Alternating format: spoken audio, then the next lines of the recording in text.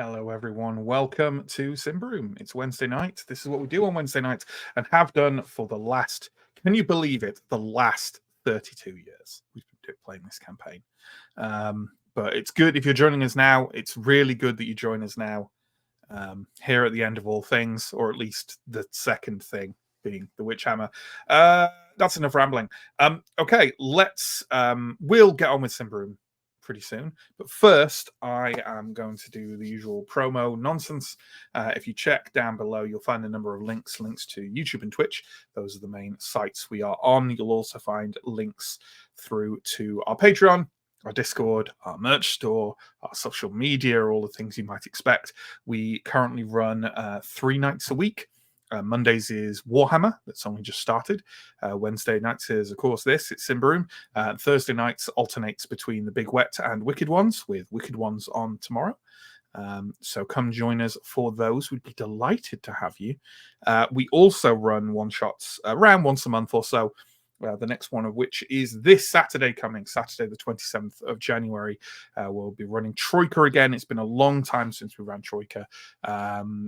Almost exactly 2 years, I think, now. It was the second ever one-shot we run. It was really good. We really enjoyed it, and we just have never found ourselves getting back to it.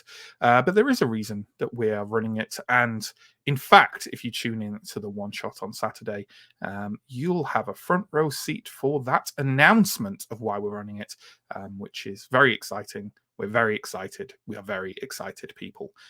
Come join us on Saturday, see how excited we are, and also become excited yourselves. Yeah, that'll do. Okay, let's start bringing on the players, and we're going to start today with the recap king of Stephen.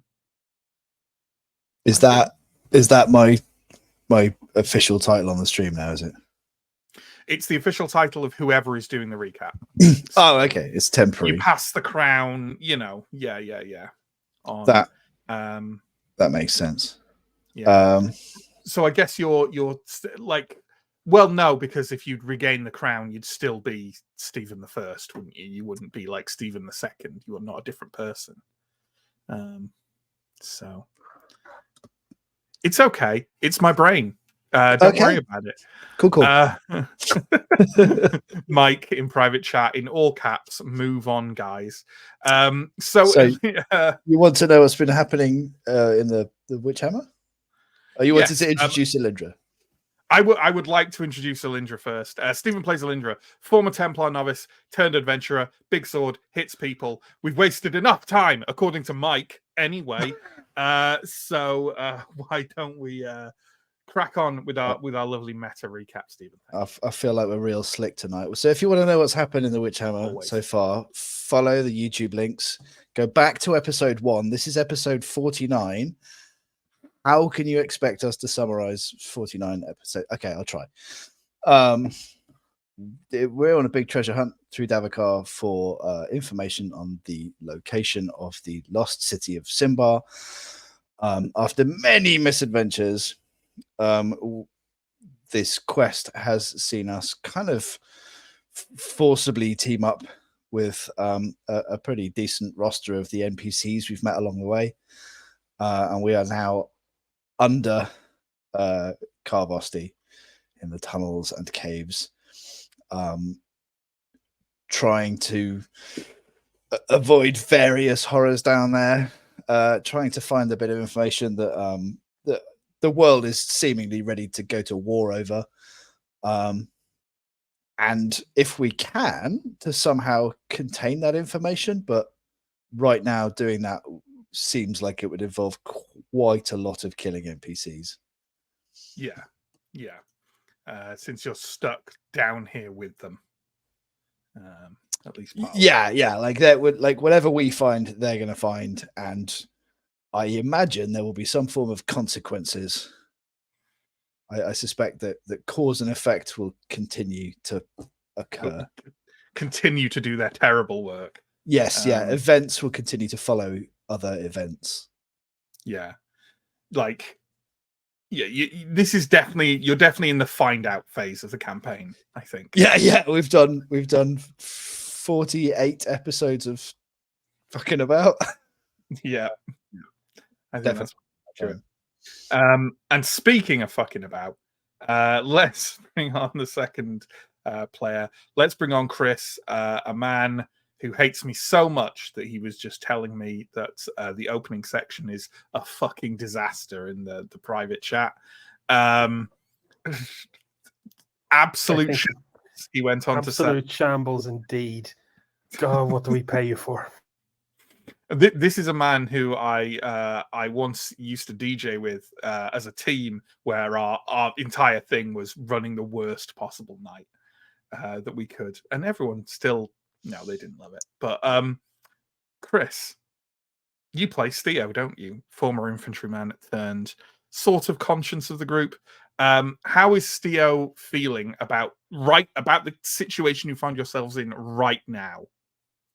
Right now, Steo is on an absolute knife edge because we've learned so much about the Spider Queen in this situation, who's probably the titular big bad of the area. But we've had dealings with her family before. And this little kind of me playing this game over. Go ahead. Her mum, yeah. Being a kind of you said dealings with a family, and I just okay, I'll shut up.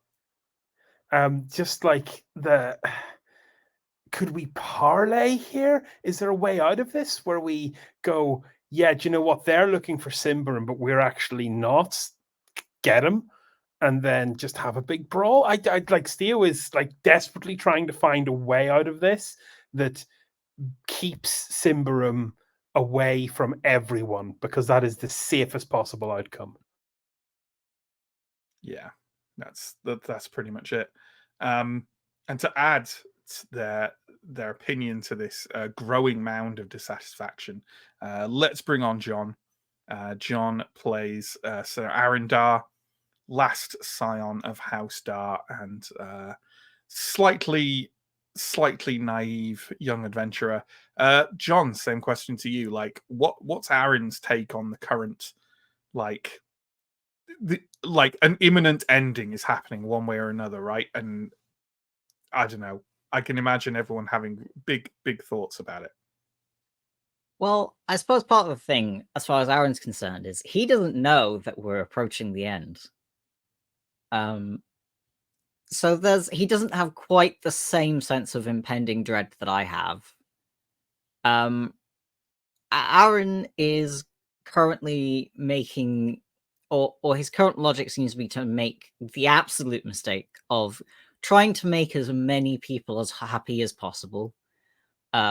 Which is why he didn't want to fight with Father Argaton. He doesn't want to fight with the Huldra. He probably doesn't want to fight with the spiders. And eventually, not fighting with everyone is going to make everyone want to fight you. And I'm scared about that day. Yeah, stay on the fence for long enough, and the fence you're on is everyone's enemy. Yeah, or something. That's you heard me, close Chris. enough. At this point, I'm just seeing how bad a job I could do of opening this episode. Let's go even further into that pit and bring on Sam. But not because it's me, the bottom of the pit. If you're the bottom of the pit and you're not the last one in, then that's all I'm saying. Sam plays Ascarai, Changeling Ranger, Scout, and regular roller of vigilant checks. Sam, same question to you, really. I think both Sam and Ascarai are feeling bad. Yeah, that's my recap. That's exactly what you want out of your players on a long running campaign. You come to the end. How do you feel? Bad. Okay. I think Ascarai is very skeptical, to put it lightly, of our plan of giving this undead, imprisoned, recently released by a spider goddess witch an urn of some kind of power. That seems like a really bad plan to Ascarai. So yeah, and that's it feels both difficult to accomplish and like accomplishing it will probably be terrible. So not overall not good. And then Sam recognizes that we've never had a success in Symbaroum that isn't also a horrible disaster in another form. There's no winning in Symbaroum, so That's fair. Well, Wrath of the Warden ended pretty positively, right? yeah, I guess so. That was our best. That was the best. We did lose a lot of money and didn't really advance very far. Half of Thistlehold collapsed. Some of our allies died. You But undid a decapitation. How many times can you say that in life? we I got a managed to cat. get true.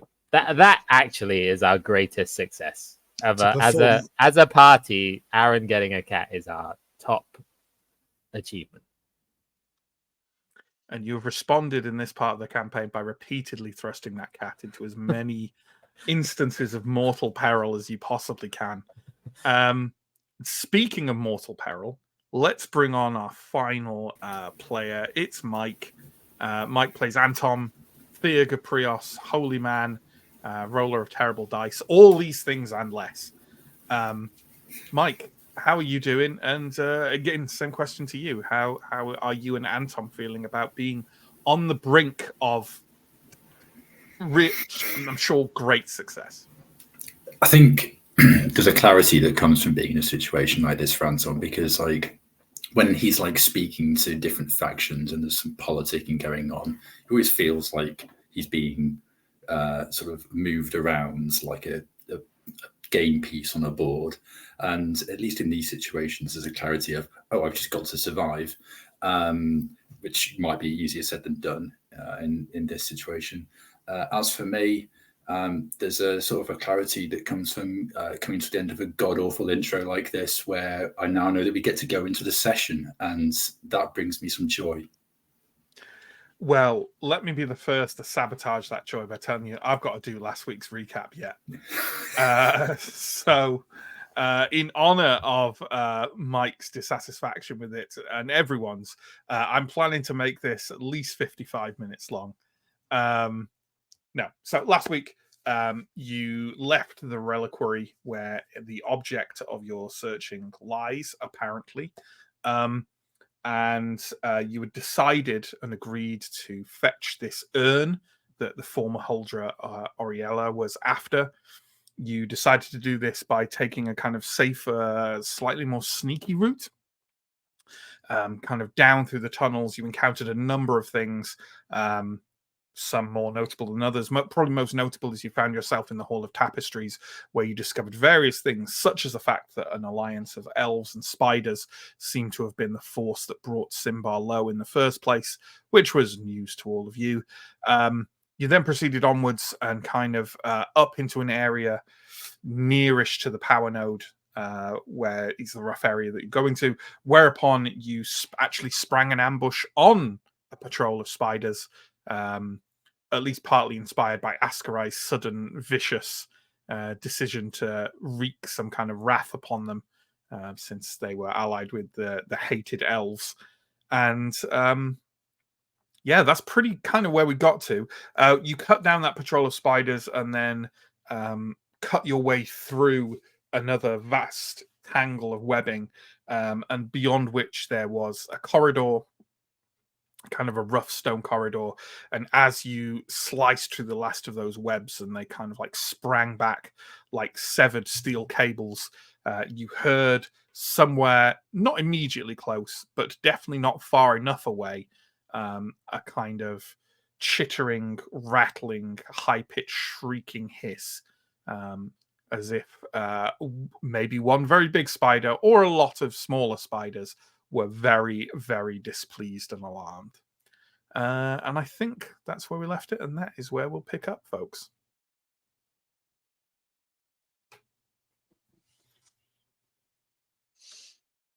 So, Well, fuck. Let me I go mean- back to the intro. The intro was safe. It was The intro- cringe, but it was safe. had less giant spiders.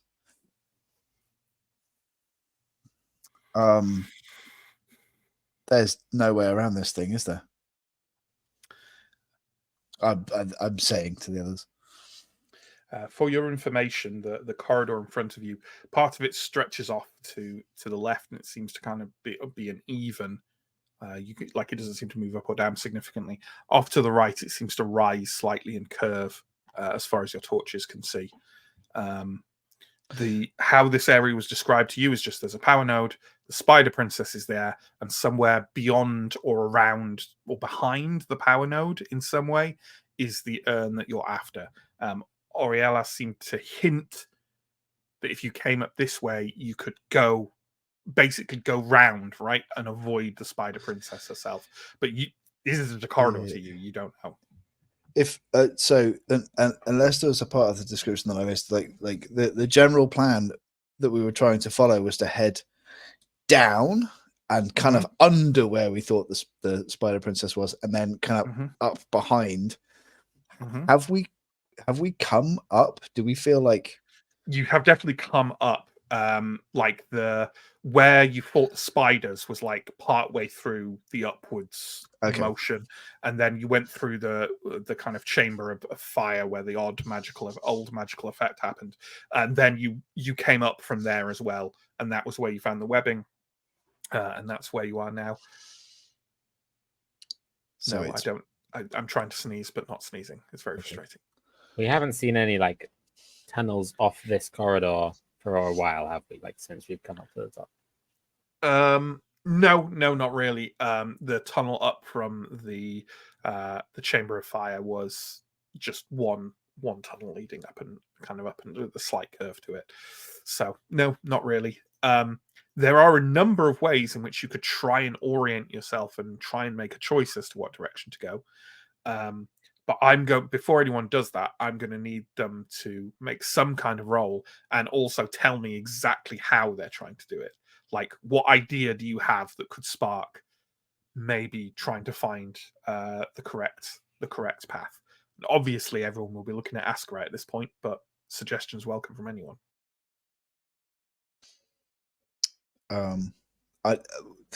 So Askarai in the lead has been presumably using some kind of internal sense of direction to try to position us roughly in the thing. So that's one thing. Like the more obvious thing, perhaps, is if we've got a choice of tunnels, can we get any sense of where that sound is coming from? Stephen's literally just listed the two options I had in mind. I think one of those roles has to be Askarai, the sense of direction. I think specifically Askarai, if you wanted, you could roll to see if you think you've come up as far as the reliquary.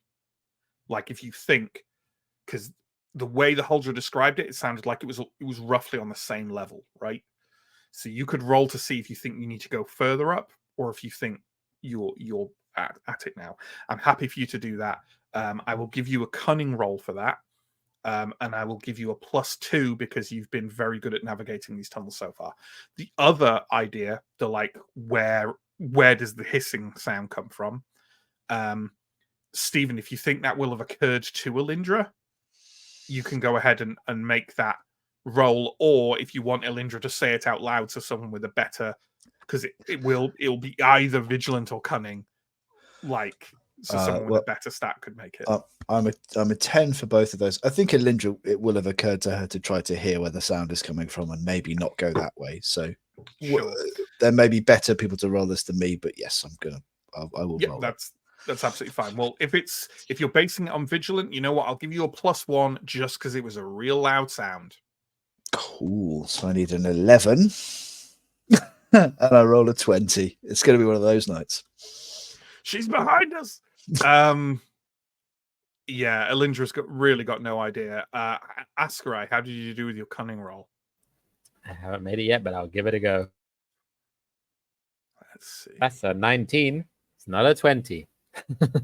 Okay. So, that roll that Askarai just made, definitely not. If Elindra wants to vocalize, like the idea of like we should avoid that noise.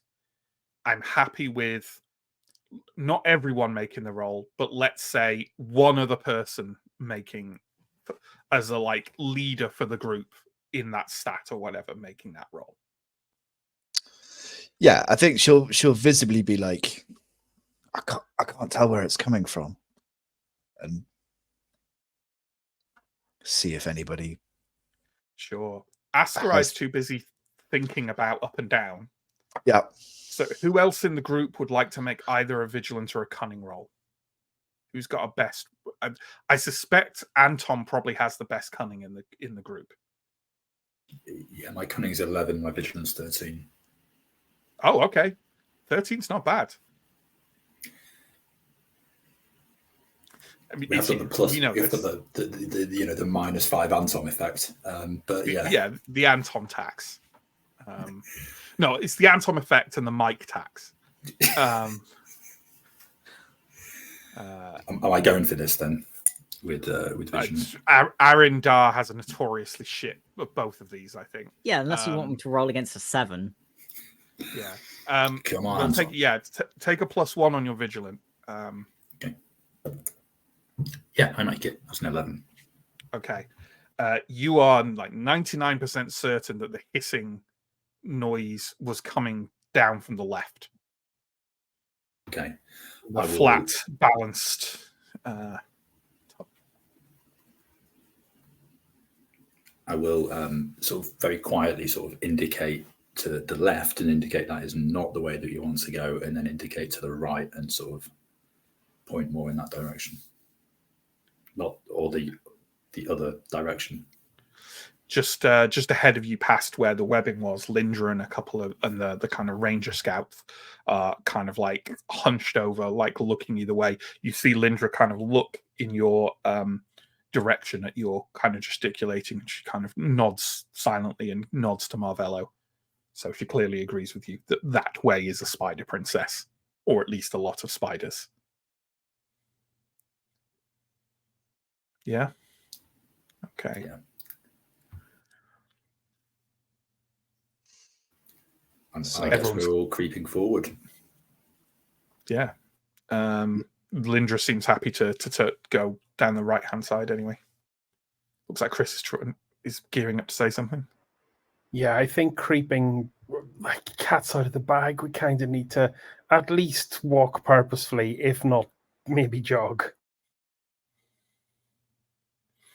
Giving up all sense of stealth at this point.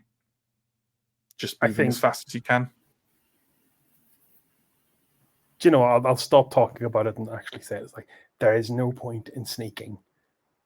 Let's get a move on. I agree. We can kill those spiders. Wasn't so bad. We'll be fine. Okay, let's go. In and out quickly. Okay. Lindra will start double timing towards the passage up to the right, which I think will clanking in the armor will put an end to any attempt at quiet. Sure, absolutely. Well, in that case, the group as a whole just kind of, seems to think that now is the time to shed any sense of caution and starts sort of jogging as a group together down that tunnel as it curves around up to a slight rise. And it is only maybe 60 seconds after you start this jog that ahead of you hear a sort of clattering, and you hear the scattering of gravel, you hear the scattering of stone, you hear sort of the clattering of many sharp pointed limbs on the tunnel floors and the tunnel walls, and without any real sense of they are moving at speed, you are moving at speed, you are in torchlight. It is only when they are upon you that the surge of spiders boils out of the darkness, and straight. You don't have time to Askarai doesn't have time to shoot. None of this. They're on you, and mortal battle begins. John, can we have the same initiative as last time, please? But I would like a new entry, and I would like that entry to be at quick 13 and vigilant 10. And that needs to be called Fray Spider, as in Fray.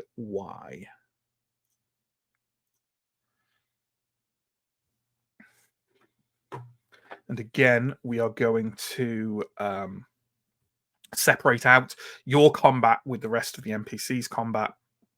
And with that in mind, John, you can remove DeGesto and Malamai from the initiative order. Just they count as part of the NPCs. Well, I mean, we'll still start with Askarai, right? And I would assume that Askarai would have been near the front to account for you're at the front, you're the scout. So you can't make like a pre-shot to the battle, but you can go first. Coming towards your part of the group are 1, 2, 3, 4, 5, 6, 7, 8, 9 of the hunting spiders you encountered previously, and also you can see a couple of other larger looking spiders. They are brownish grey, covered with thick, short hairs. These look more like the fearsome spiders you see out in kind of who are relatively common in Deep Davakar, who don't so much rely on trapping their foes as they do just rending them with their fearsome fangs. Which you can see there. I think it's the difference between a garden spider and a tarantula in terms of build, right?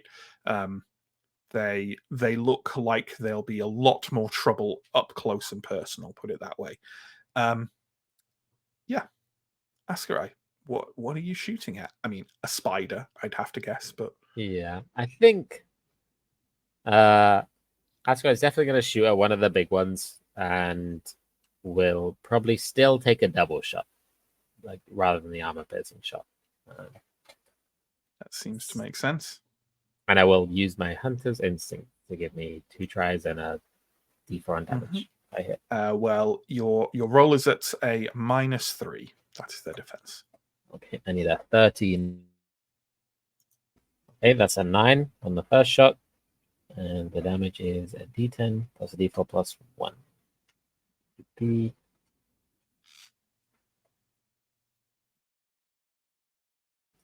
That is 14. Ooh, that's a lot of damage. Yeah, it's past the pain threshold, as you might imagine. So, prone or another attack? I'll take another attack, I think. Mm-hmm.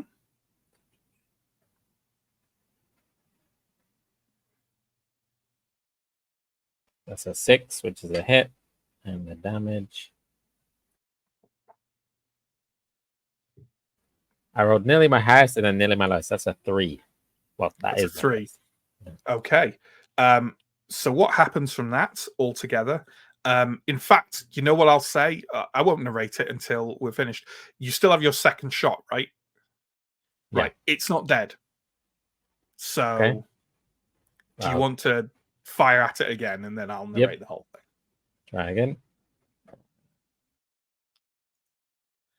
That's an 8, which hits. And the damage is 12.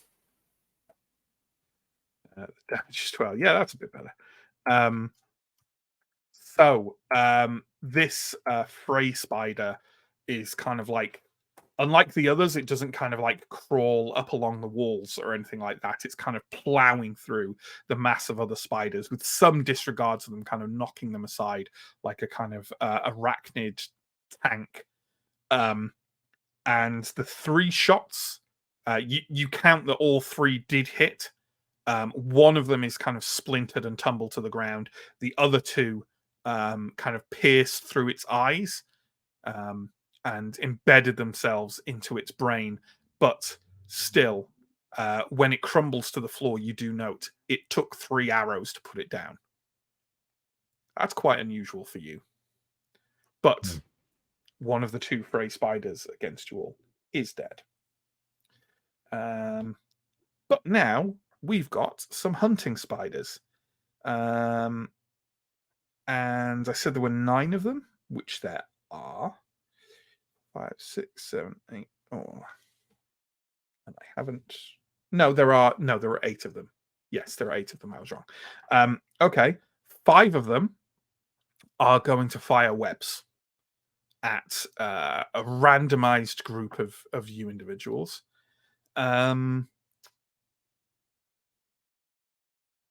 Well, I say that, but one of them is definitely going to fire at Askarai for what he just did. And then if 5 of them are firing, it's probably easier for me to roll for who doesn't get webbed, which is going to be Arindar and Steo. The 2 who are not going to get webbed, but everyone else, and that includes Ferrin and Revelia. Can you please roll quick at a -3? And if you fail, you are webbed. Farron is fine. Ferrin is fine. Elindra and Revelia are both fine. Okay. Askarai is not fine. He is webbed. Okay. Mike, you have returned to us. Can you roll quick at a -3 to avoid being webbed, please? Oh, God. Quick is 7. No, that's a 10. No. Okay, then Askarai and Anton, you are webbed. This is exactly the same as last time. Clearly, the more upfront people got tired of being gunked last time and decided to dodge those webs as they kind of catapulted through the air towards them. Okay. The other 4 hunting spiders are going to barrel forwards and engage probably people who weren't webbed. So let's say that's going to be Asteo and Arindar and Elindra and a Revelia, right? Which means that the first thing that we do is roll for long attacks. So Steo, can you roll an attack at -5, please? -5 is spicy. 10. Mm-hmm. That is a success, yes. It is a success. Give me that damage roll, friend. That is a 5. That is a 5, which unfortunately is not over its pain threshold, but you certainly managed to give the spider a very good stab, which it kind of like slightly, his legs like slightly buckle under it, but it's still coming for you and snapping at you with smaller jaws than the Fray spiders, but still not jaws to become friends with. Let's go to Elindra and Elindra's long attack. Sure.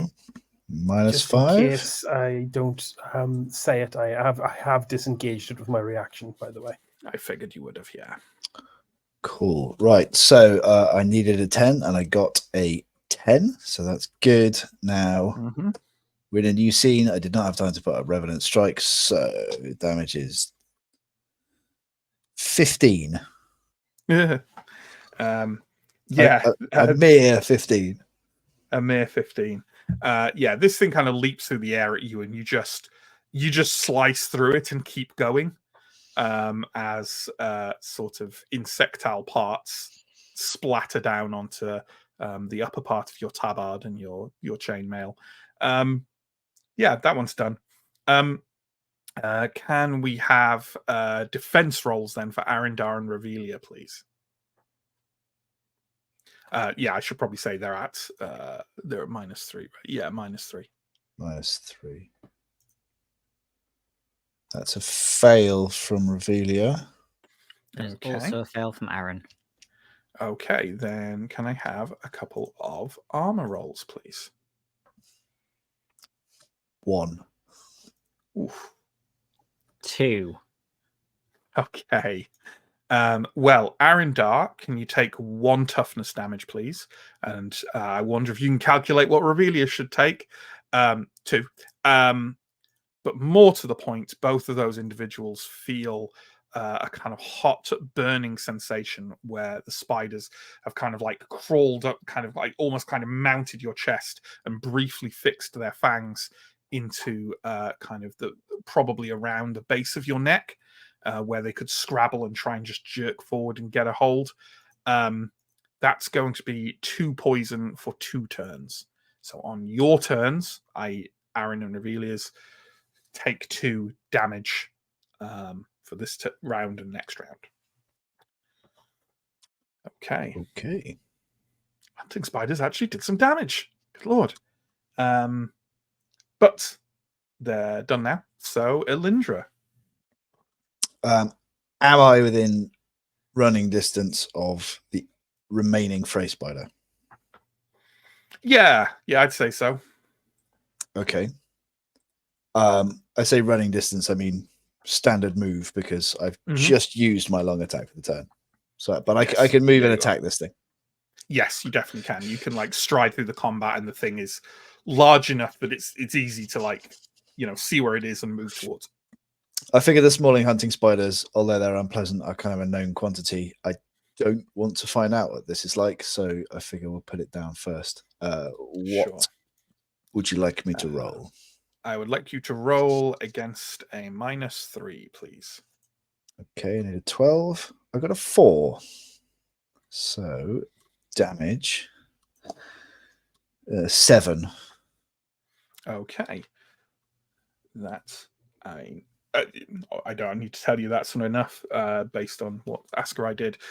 You cleave into the flesh of the thing and it gives out a sort of odd, pained, like a subdued wheezing hiss. Really quite unpleasant, and rounds on you, ready to try and strike back. You don't think you hurt it all that much. It's like outer, whatever you'd call it, skin or carapace, I suppose, exoskeleton, is a great deal tougher than the hunting spiders. Not, mighty, but your sword cleaves through them like butter. So, yeah. Sure. Yeah. Okay. So then I guess it's Revelia, right? Mm-hmm. Yeah, Get it was a already bit engaged. Of poison. She's engaged with one of the hunting spiders. Correct. Okay. Yeah.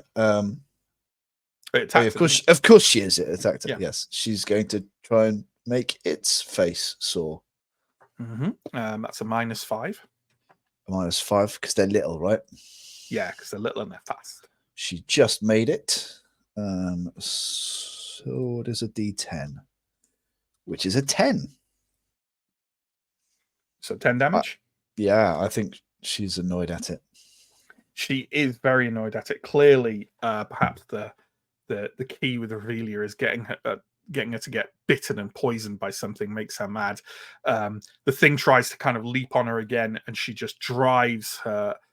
She kind of was clearly holding her shield low to try and get it to leap for her. She reaches up with the shield, blocks it, slams it into the ground, and with one single thrust around the edge of the shield, the thing squeals and then goes still.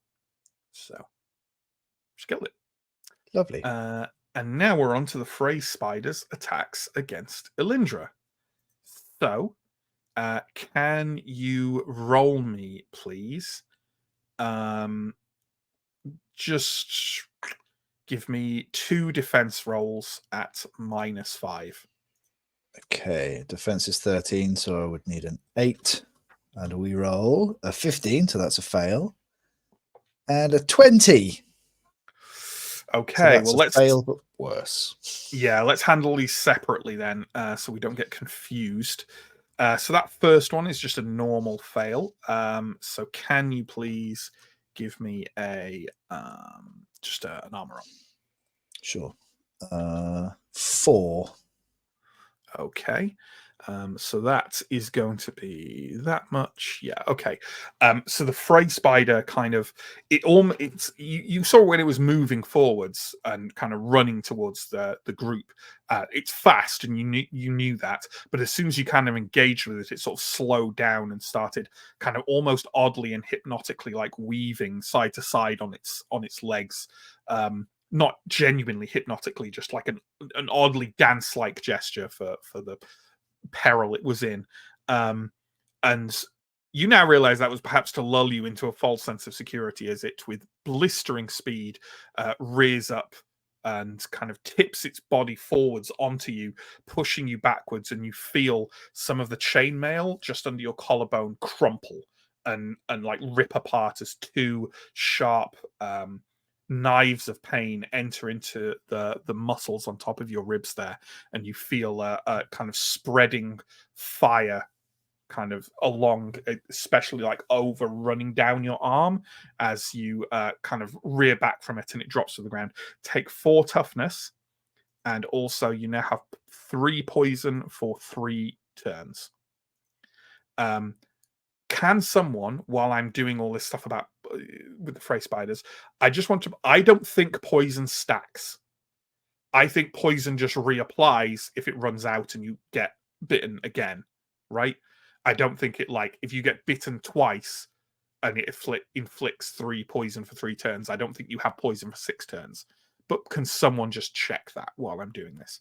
And then for your second, can you roll armor for the second strike against you, please? Which was the fumbled defense. Yeah. Yes. So that's a 7. Okay, that's pretty good. Again, though, it essentially does the same thing again. You're not expecting it to strike at you blisteringly fast. Like it kind of crumples back to the ground and kind of like rocks backwards with a heavy weight, and then just flings itself forward again, and almost bites you in almost exactly the same place again, just further up and over the shoulder. Take another 4 toughness. And as we have, does anyone have any answer on the poison? I suspect it's the kind of thing that isn't really listed. But my gut would be that you can't get stacks. That it's just,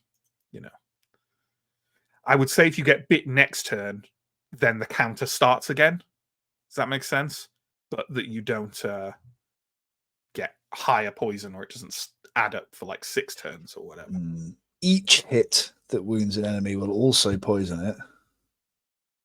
That's the victim. That's. Let me. It doesn't really say whether it stacks. It's page 200 okay. in the rulebook. There's literally a Reddit entry addressing this very point. Lovely. Reddit, the errata of the internet. Okay, yeah, it's not clear. But I would be tempted, like one of the answers there that I read basically said to like re-up it every time it goes on, but not to stack it sequentially, which would definitely be my gut instinct. But also said if it's different poison from different sources, then it stacks, which That's I also fair. would agree with. So for the purposes of this, getting bit twice on the same turn doesn't make a difference poison-wise for you. Because it's the same spider. Exactly. Or the same point. If you get bit again next turn, I'd say that the counter resets. Okay, so it's 3 turns from next turn. Yeah, got you. It's 3 turns from whenever the last application was.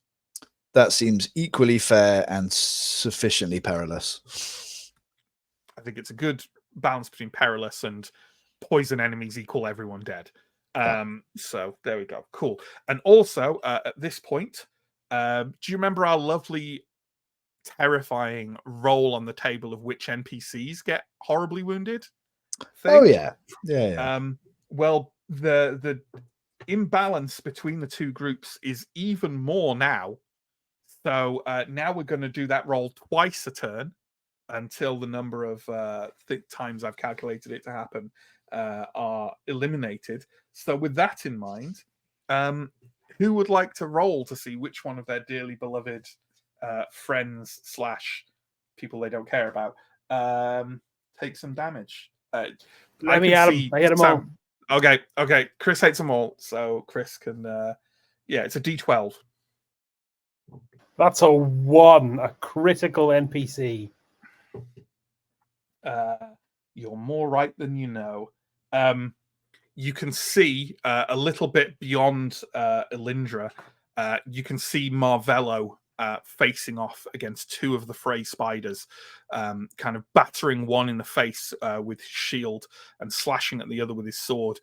The one he's battering at with his shield kind of like lunges forward, knocks it aside, and sinks its fangs into his forearm. He gives a grimace and a grunt of pain and slashes at it to make it release with his sword. But he's sort of like, he's trying to hold his shield steady, but you can see that his arm is like quivering and shaking from the effects of the poison. Okay, Farron's turn. I'm assuming it's going to like gang up on the spider facing you, Arendar? Oh yeah. While it's distracted, he's gonna get around the back of it and nip. Sure. Well then, that would be an attack at a -3, please.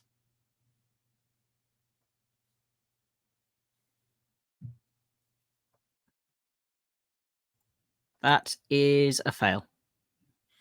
Okay, never mind. And your turn, Arendar. So I'm going to take my first of 2 poison damage. Mm-hmm. And then I am going to try and get this spider off me. Mm-hmm. That's an attack at -3.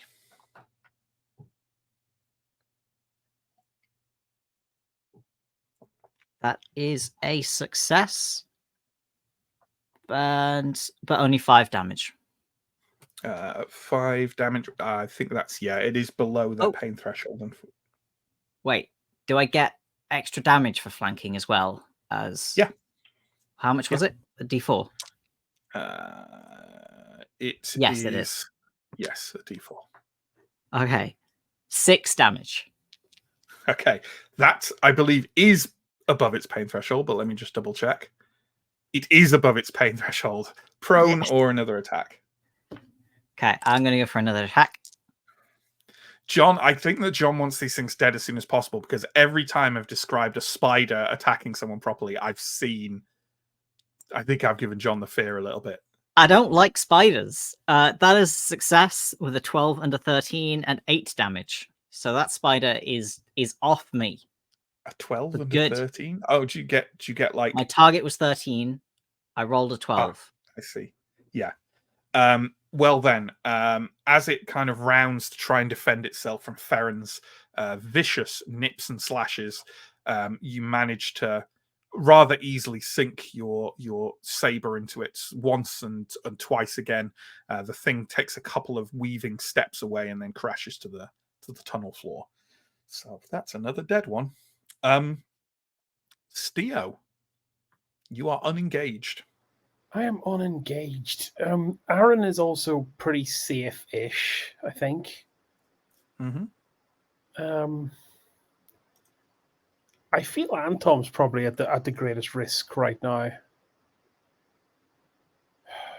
It's currently no spider on him, but is there no? Okay, that's handy. The only person there is no one with a spider on them currently. There is the wounded spider that you were briefly in melee with. There are 4 hunting spiders who fired the webs, or 5 rather that fired webs, and there's 4 of them left. I don't know how that worked out. Anyway, because 4 of them, and there's the Frey spider fighting Elindra, who is certainly hitting. Like they seem to be exchanging wounds at this point.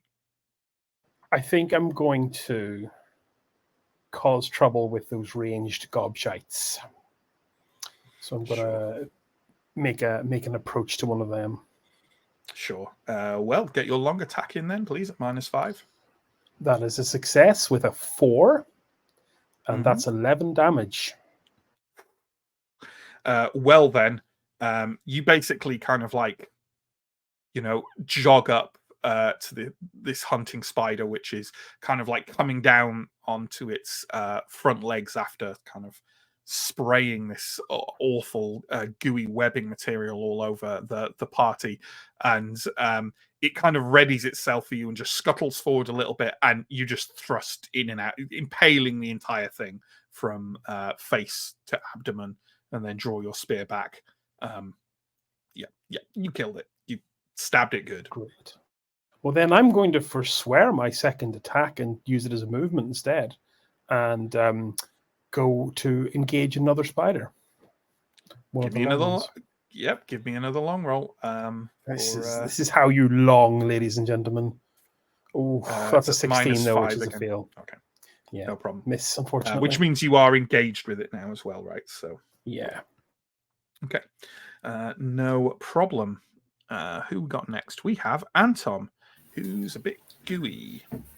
Yeah, it's a strong roll to de-gooey myself, right? It is indeed a strong roll. Yeah, a flat strong roll. Yeah, my strong is 7, so this is probably going to go badly. Yeah, I got a 10. Okay, so what that means is you can't move. You can't use any of your actions to move. And any action you do take is rolled at a disadvantage, i.e. you roll twice, and if any of them fails, it's a fail. So, yeah. Does this count as the same scene that we were in before? Because I did have Blessed Shield activated. No, definitely not. Okay. In that case, I might as well try to roll Blessed Shield, right? No harm in me doing that. Makes sense. So I do 2 rolls and take the worst result. Correct. Yeah, I passed both of them with a 3 and a 5. Which Nice. Annoyingly would have got me out of this bind if that was my strong roll. Sure. But but maybe you would have just put the Blessed Shield on anyway, right? So end result the same. Who's getting your extra shield? I think if Anton has seen what's happened to Elindra, he would be thinking about giving it to Elindra. Okay.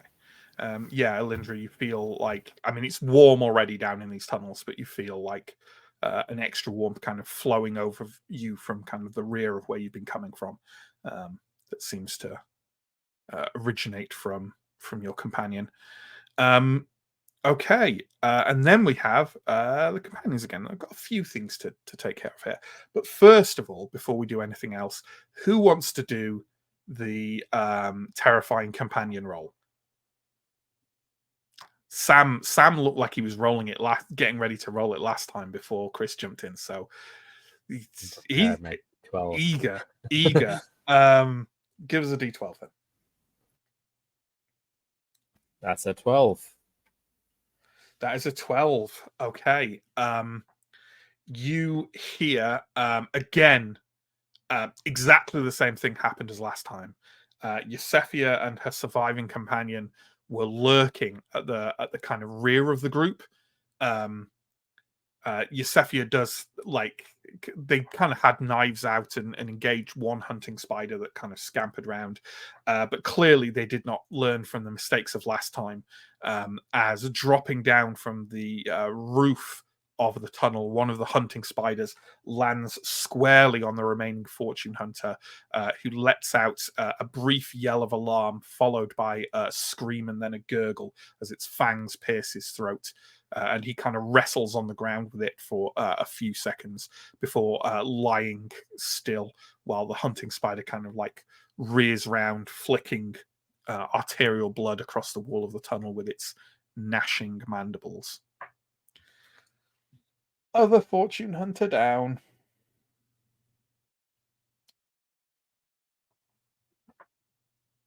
So, with that in mind, let me just do this. So, can I have a sense, please, of where everyone thinks. We lost a Sam. I want to get a sense of like where everyone is, but I think I know. Sam is back. There he is. Am I right in saying that? I mean, Steo has run towards the hunting spiders that were firing webs. So Steo is probably the furthest forward, right? And then I would say that the next furthest forward is probably Elindra, who's charged into the Frey spider. And then a bit further back is probably Theron and Arendar. And then I think like probably basically right next to each other. And I'd say Askaride is probably next because he was at the front of the party in general. And then Antom is probably the furthest back, right? Would we say that's probably about right? Yeah. Okay. Yeah. I would like Antom to make a roll, please. And I would like it. I will apply your disadvantage on it because while it's not an action, I think the fact that you're trying to get yourself loose from webbing will impact your vigilant. Do you think that's fair? No. Is that convincing as an argument? No. Oh. Sure. Yeah, give me just a flat vigilant roll, please. I guess 2 of them, right? Because I'm rolling at disadvantage. Mm-hmm. Pass the first one and fail the second. Yeah. You do not notice what there is to be noticed. But you know what? I will. Who else would be near the rear? Well, Yosefia, right? Someone want to make a quick roll for Yosefia for me. I will give you. Oh, yeah. Just someone give me a roll against 10. Success. Okay. What would she do with this information? Okay, that's fine. As far as you can tell, the other conflicts that are happening, it's chaos, right? Everyone's fighting in this close quarters tunnel fighting. You can't make out much other than the things you've seen. Marvello being hurt, the Fortune Hunter being killed. Yeah, and then we'll wind it back round to the front again. So Askarai, I'm going to say I think there's far too much in the way for you to fire your bow at the 3 hunting spiders to the rear. I think you would have to like at least move forward, at least, and even then it might be pretty risky stuff. And you're gunked, so we should probably deal with that first. So that's just a flat strong roll. Okay, I need a 7 or less. That's a 14, which fails. Okay. So you can't move, and any action you take is I guess Aspar would draw his sword as his that's the only thing he can do. Doesn't feel like it's a shot. Can't move. Would get his sword out and wait for something. Try and keep struggling, I suppose. Absolutely. You know what? The fact that you can't really do anything and you're looking around you, I'm going to give you a chance to spot the thing that Anton failed to. So why don't you give me a vigilant roll, please, at time has passed, so it'd be a bit different. I'm going to say a vigilant roll at -2, but this is with your disadvantage as well. So okay, so I need a 14 or less, but a disadvantage. Yeah, you need a 14 or less twice. That makes it an 8 and a 10. Okay. You see, and you actually notice it because of Eusefia, you kind of glance over because she's quite near you, kind of like she kind of kicked back the hunting spider that killed her companion and knifed it swiftly, and it's sort of like crumpled backwards. It's kind of still alive, but trying to push itself away down the tunnel with its forelegs. But you saw her kind of like whip round, and the reason you notice this is because she is looking back the way you've come with a puzzled, calculating expression on her face, as if she's trying to make a decision about something. And when you kind of whip around and kind of note the people who are here and aren't here vanishing into the gloom behind you, and that's a good ways behind you now, like 20 feet or so, you see the back of Father Argaton Salage.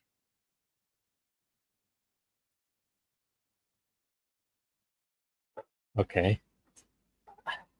I think given he's behind us, Asrai probably doesn't want to distract people at this moment while they're fighting by like calling out to look backwards. So we'll keep quiet for now. But notes it. Does he look like he's running away, or I guess he's just running? He is moving at. He's definitely moving at speed. He's moving at a speed you probably wouldn't expect given what he's been through. Okay. I'm not meaning he's like some magical speedster or whatever. Yeah. The guy is moving. Like he's running at full pelt. Okay. Okay. Time for the hunting spiders that remain. The wounded one that Steo left behind is going to move towards Father Anton, and is going to engage with him. And then there's two others. Well, there's two targets, so I'm going to say two others. Another one moves to engage with Arendar, and the final one moves towards you, Askarai. So pretty much everyone apart from Revelia is engaged now, I think. Yeah. So we will go with the first one attacking Anton. Anton, can you roll a defense at -3, please? Twice. Yes. Yeah, made the first one, failed the second. Okay, then can you give me an armor roll, please? Sorry? Just one, right? For this. Yeah. No disadvantage on this. And don't forget your blessed shield. Yeah, 7. Yeah. So the wounded hunting spider kind of tries to come for you through the kind of field of Prios's blessing around you, and you hear it kind of like hiss and spit as parts of its skin sort of erupt in tiny sparks and flames. It sort of briefly snags your robes with its mandibles, and then kind of chews the Hessian a bit, and then sort of rears back and away. So no damage. No damage, no poison. Steo, can you give me a defense roll at -3, please? Almost certainly not. That is a fail. 10 is a failure. Okay. And armor roll, please. That's also a 10. Okay, yeah. So this spider basically just broke its fangs on your plate. So that's not any poison getting through to you. Arendar, can you give me a defense roll, please? At -3, which of course might end up with the spider getting stabbed. That was a success. And Okay, so which I will means you get an stab. attack, right? Yep. So attack it at -5, please. Oh no, sorry, -3 because Ferrin is flanking. I rolled a 20. So I'll roll So the defense again. roll for defense again, please. Let's get stuck in this cycle.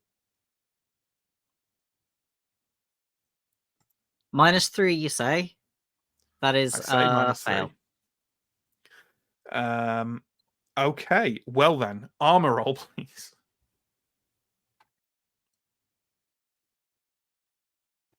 Nine. Okay. Well, after a kind of like slight sparring back and forth between you and this arachnid beast, it tries to like catch your arm in its jaws, but you sort of drag it away, and you feel it kind of like closing around, and then running along your forearm, but it doesn't manage to pierce the heavy material that you're clad in. There we go. And Askarai, please give us a defense Don't forget the disadvantage, and it's at -3. Okay, need 13.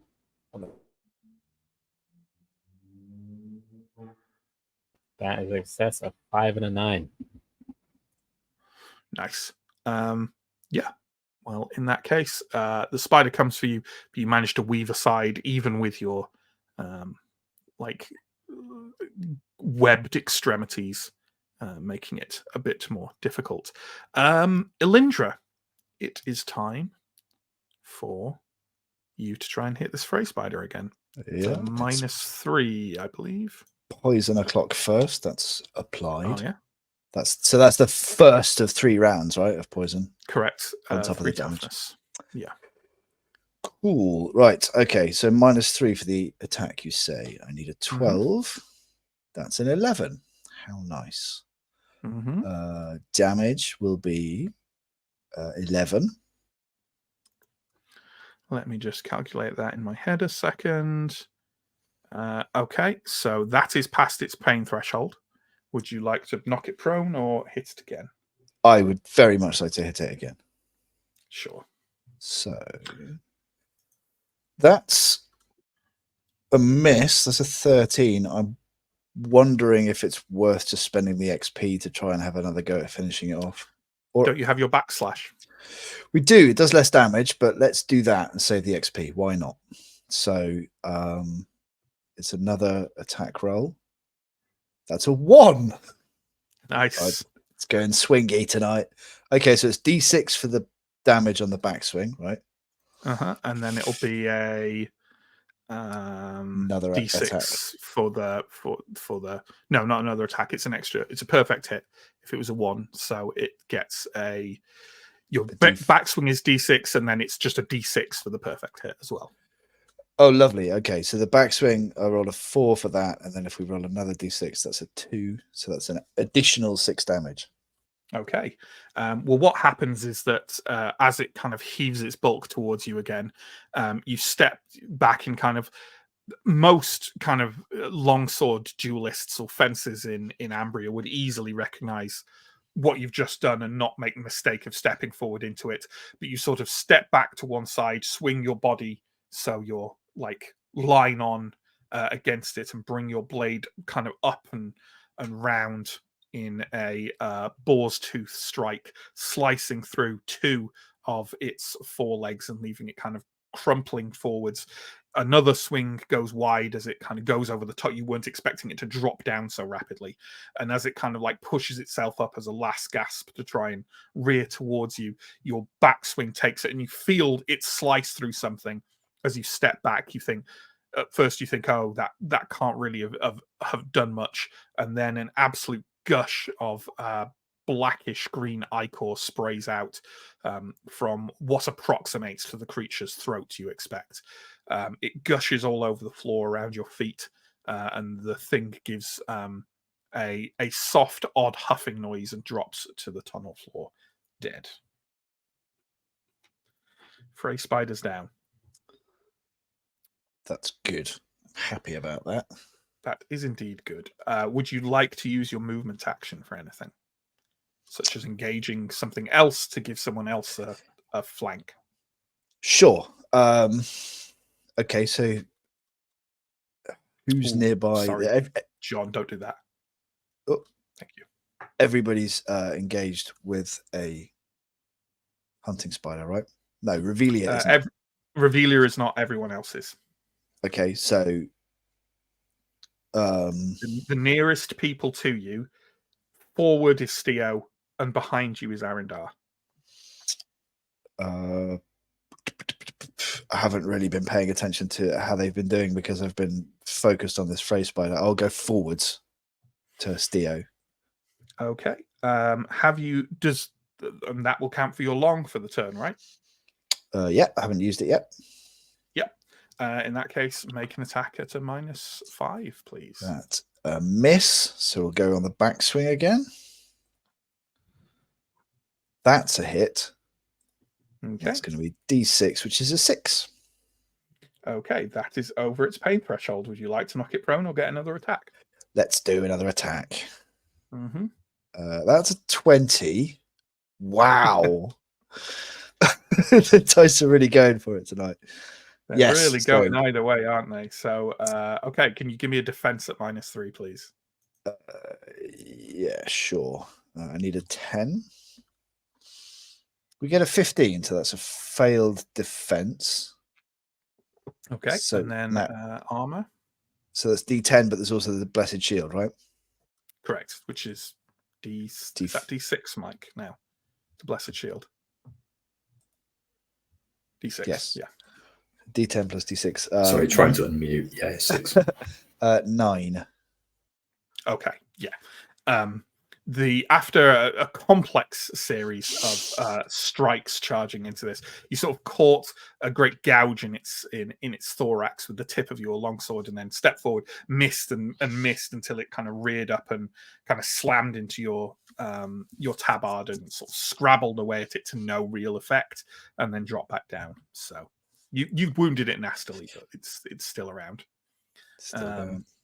Yeah. Oh, hang on.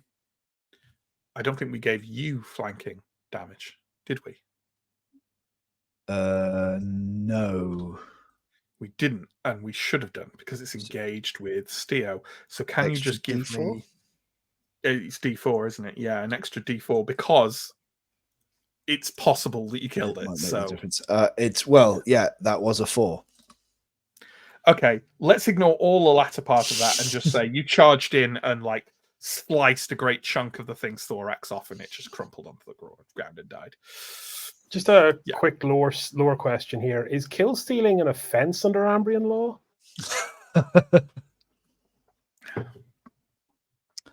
It's just punishable by Grumpy. It's Elijah will just quickly turn to Steo and say, "I'll tell everyone it was you." That makes it worse. Revelia is next to go. The closest person to her will definitely be Arin. Yeah, so she'll go to assist Aaron. Okay, that's already flanked, so that's going to be an attack for her at -3. -3. That's a hit. Damage is the D10 plus the flanking's a D4, right? Correct. Oh, 14. It's one way or the other tonight, It's isn't it? nothing if not inconsistent. But mostly really good. I'll take it. Sure. Yeah, Revelia again, her blood seems up. Aaron, you hear like a shout and like the thumping. Revelia's nowhere near as big as Alindra, but still, when she chooses to charge something, it stays charged. And she bashes into this thing again, crumples it onto the. She's found a trick she likes. She batters it onto the ground with the shield. One thrust with the sword, and it's dead. Never even saw it coming. Farron looks a little disgruntled. So there we go. Fray spiders. There aren't any Fray spiders left, but the reason I asked to keep it on is because I'm using their turn as a companion, as an NPC role. So we've had a roll from Chris. You know what? We've had Chris and we've had Sam. Let's just keep coming round. Mike, can you give us a D12 roll, please? If you have such a thing nearby. I do. That is a 10. That is a 10. Well then, what you see is you don't see the incident that spawned it, but you hear kind of a great gruff howling, and you kind of look over and see DeGesto absolutely wailing into a Fray spider with his fire tube, kind of crumpling it to the ground over and over again, battering it until its head is a sticky smear on the tunnel floor. But you can see that sort of coming from what looks like the upper part of his beard on one side is like matted with thick red blood, and you can see like a sort of stain of blood down the front of his robe that presumably inspired this berserk fury in him. That it did bite him, but then he got it. Yeah. Farron is next. And there is a spider on Antom and a spider on Ascarai. Who's closer?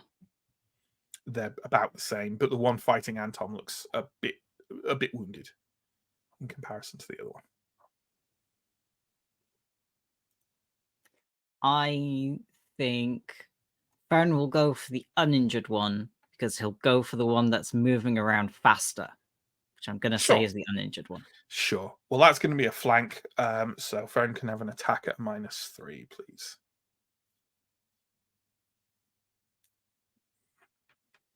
That is a hit. Okay, and yeah, roll damage, and don't forget to add a D4 for the flank. 8 damage.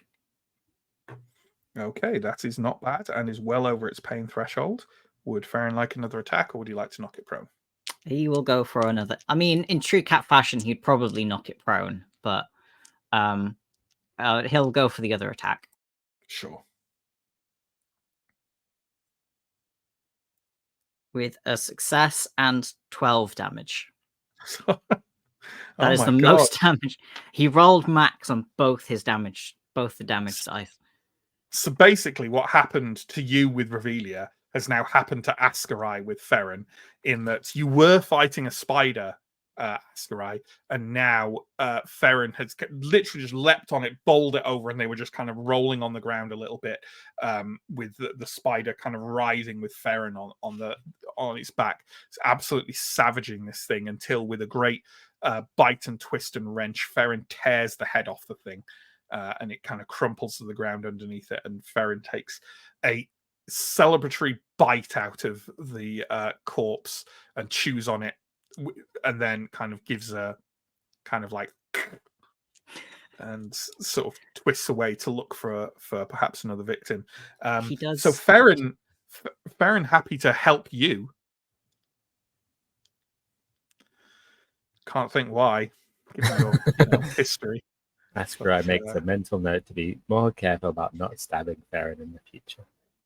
Farron had no awareness that Ascarai did that, because Ascarai attacked Farron from behind, and Farron immediately lost consciousness. So Farron doesn't know how to hold a grudge.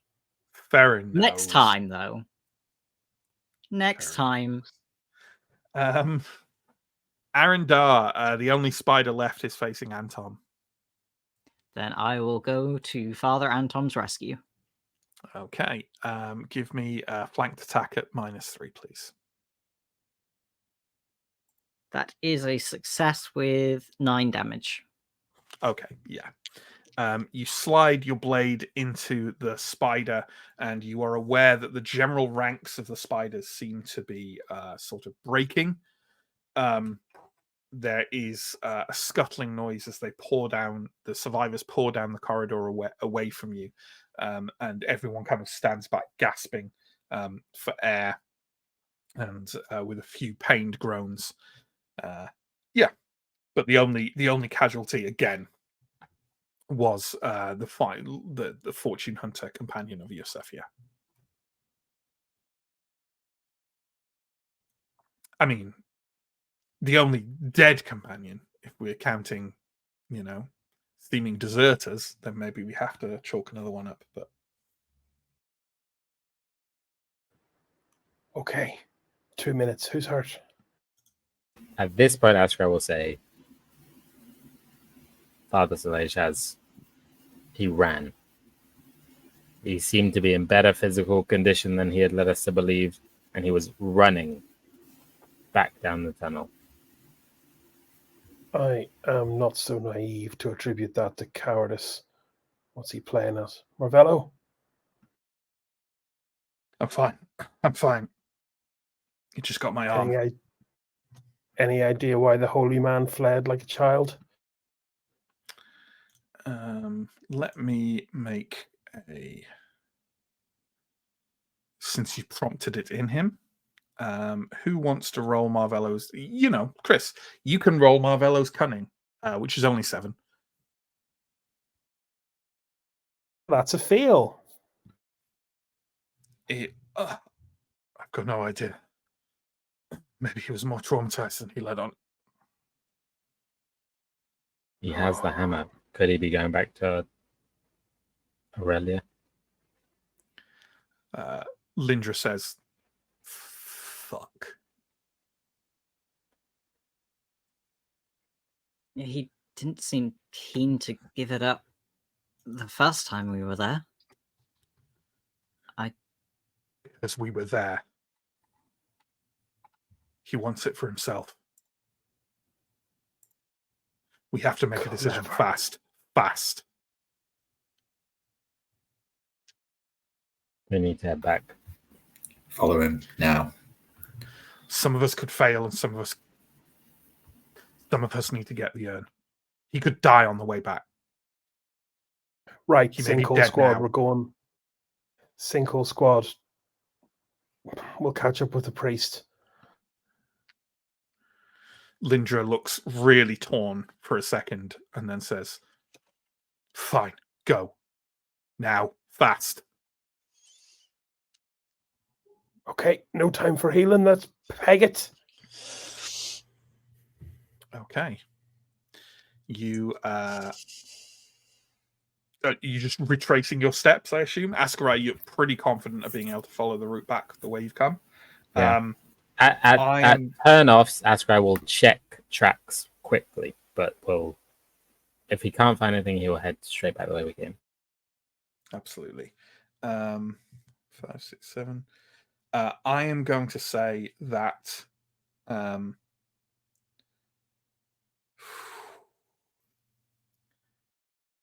Yosefia is going with the Rangers, but DeGesto and Malamai are coming with you.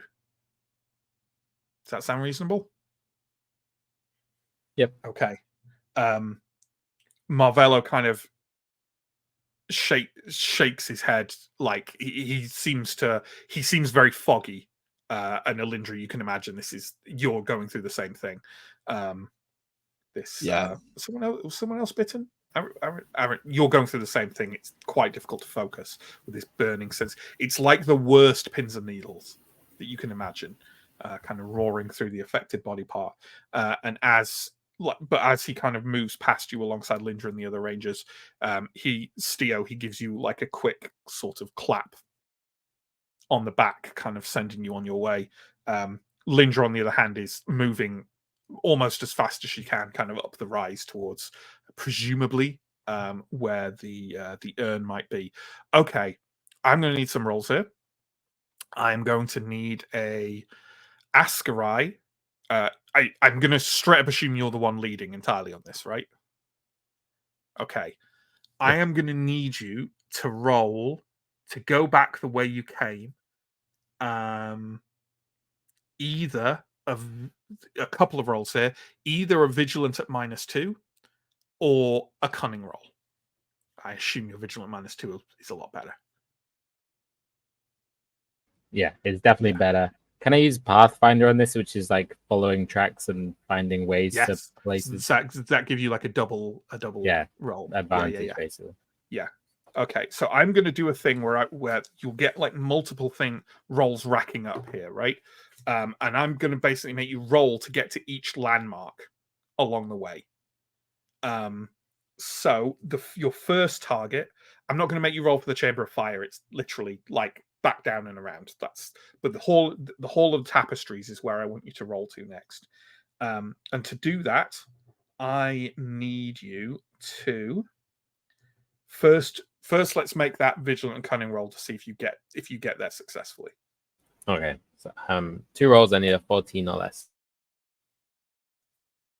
That's a 14. Okay. The second thing I need from you is I need you to give me a quick roll at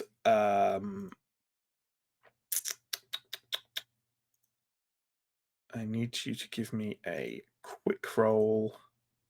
Like, are you literally running, or are you trying to maintain any sense of caution? I think Astro, unless there's other people in the party. If they like urged caution, then we could has some questions. Ascry saw how fast the priest was running and is trying to match that pace or go faster, basically. Assuming that any danger has already been encountered by the priest, so we might be all right. Okay. Let me just rack up a number of things here then. We'll have...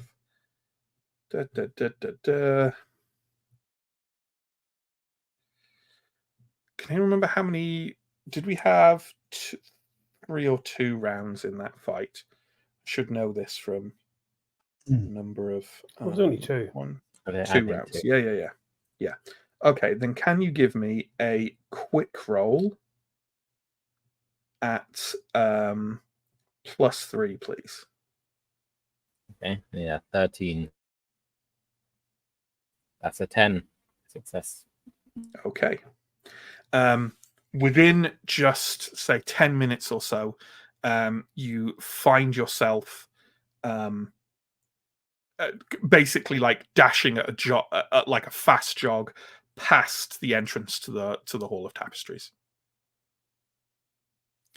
The next place you're thinking of going is essentially the larger chamber where the woman was kneeling on the floor. Okay, yeah. So could you give me another one of those vigilant / cunning rolls, please? Vigilant at whatever I said. Did I say vigilant at -2? Yeah, I think so. Yeah. I rolled an 11. Vigilant... So success. Okay. And then can you give me another quick roll at +3, please? That's a failure by 1. 14. Okay. Then can you... Okay, so yeah, you find your way from the Hall of Tapestries back to where the kneeling woman is. She is still there. She has not moved, and she does not acknowledge you in the slightest. It's worth noting that this entire way there are heavy footfalls in the tunnel. You can easily follow the priest's tracks. Like, he's running at pace, and on this surface of like gravel and dirt and stone, it with the torch you can easily see, and he also seems to be exactly retracing the steps. Okay. So there we go. The next place you want to reach is the place where you cut through some webbing, like separating kind of the area of the prison from this area with the tapestries. It's worth noting, by the way, nowhere in amongst this have you heard hide nor hair of any spider patrols. But can you give me another vigilant roll, please? The first vigilant roll was an 18, but the second one was a 9. So success. Okay. And can you give me another quick roll, please? At +3 again. That's a 3. Success. That is a success. Okay, the next place you're aiming for is the prison. So can you give me that vigilant roll, please? 2 15s, not success. Say failures. Okay, you find yourself sort of tangled in the tunnels near the prison, and you eventually do find it, but you're wandering for a good 10 minutes through the tunnels here. You thought the tunnels in this area were fairly simple. You took a wrong turn somewhere, and that's all it took. You noticed after about 60 seconds or so that there were no more tracks in the dirt in front of you. And then it took you about 10 minutes to, like, by the markings on the wall and your own sense, to try and relocate and find the tracks to the prison. And there you are at the prison. Okay. So it's probably cursing the whole way back to the actual class. Mm-hmm. Okay, so the next one is the webbing that was between the prison and the reliquary. So can you give me another roll for that, please? A vigilant roll. Okay. That was a 5. So makes it Okay. And a quick roll at -3, please. 17. Does not make So it. still not. No. Okay. Can you? So you find your way to that webbing. Absolutely fine. You get the sense that that kind of loss of your way to the prison has cost you dearly. In terms of getting to the priest. You think he's probably, unless something similar happened to him, and you don't think it did from the tracks on the ground. Although they're getting kind of confused at this point. There's a lot of spider tracks, and like the tracks of the group, like coming backwards and forwards and stuff, has muddied this area quite significantly. Can you give me one more roll, please, which is the roll to find your way to the reliquary? That's a 9. Okay. As this is happening, all of this, can we go round the group? And I know we got like Mike saying if he can do lay on hands while you're running. No, I don't think so. But having said that, could we go around the group, please? And even if it's just you, like huffing out something out of breath, can we go round after this long series of rolls that Askarai has made and like? How is everyone reacting to this? What are they doing, if anything, or are they just keeping their head down and plowing on? And I'm going to go to if I can actually pick up my D4, I'm going to go to Stephen first, please. So Elindra is going to be doing her best to follow Askarai, but I don't think she's going to be doing that well. I think she's probably going to be towards the back of the group. And sort of visibly kind of grey and slick with sweat and just not looking well. As the poison kind of works its way through her system. Yeah. So probably not talking very much, but just, trying to make sure that she doesn't kind of get left behind in the maze of tunnels as best she can. That is fair. That is very fair. Okay, Mike, what is Anton doing on this long jog? I think if Anton can't be directly healing Elindra, he would be sort of arms around Elindra, sort of making sure that Elindra is basically following the group if we do get sort of stretched out in this jog. Recognizing that Elindra's probably not in the best headspace to be actually thinking about where everyone else is. Just sort of dragging Elindra along as best he can. That is fair enough. And how about Steo? Probably trying to keep pace with Askarai as much as possible, and will probably bark out something along the lines of, if we don't catch him before the reliquary, slow down and quiet down. We need to regain surprise.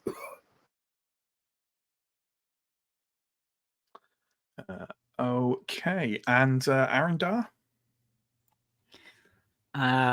Aaron, despite having no medical skills but having enthusiasm, is gonna slap a herbal cure over the bite wound on his neck.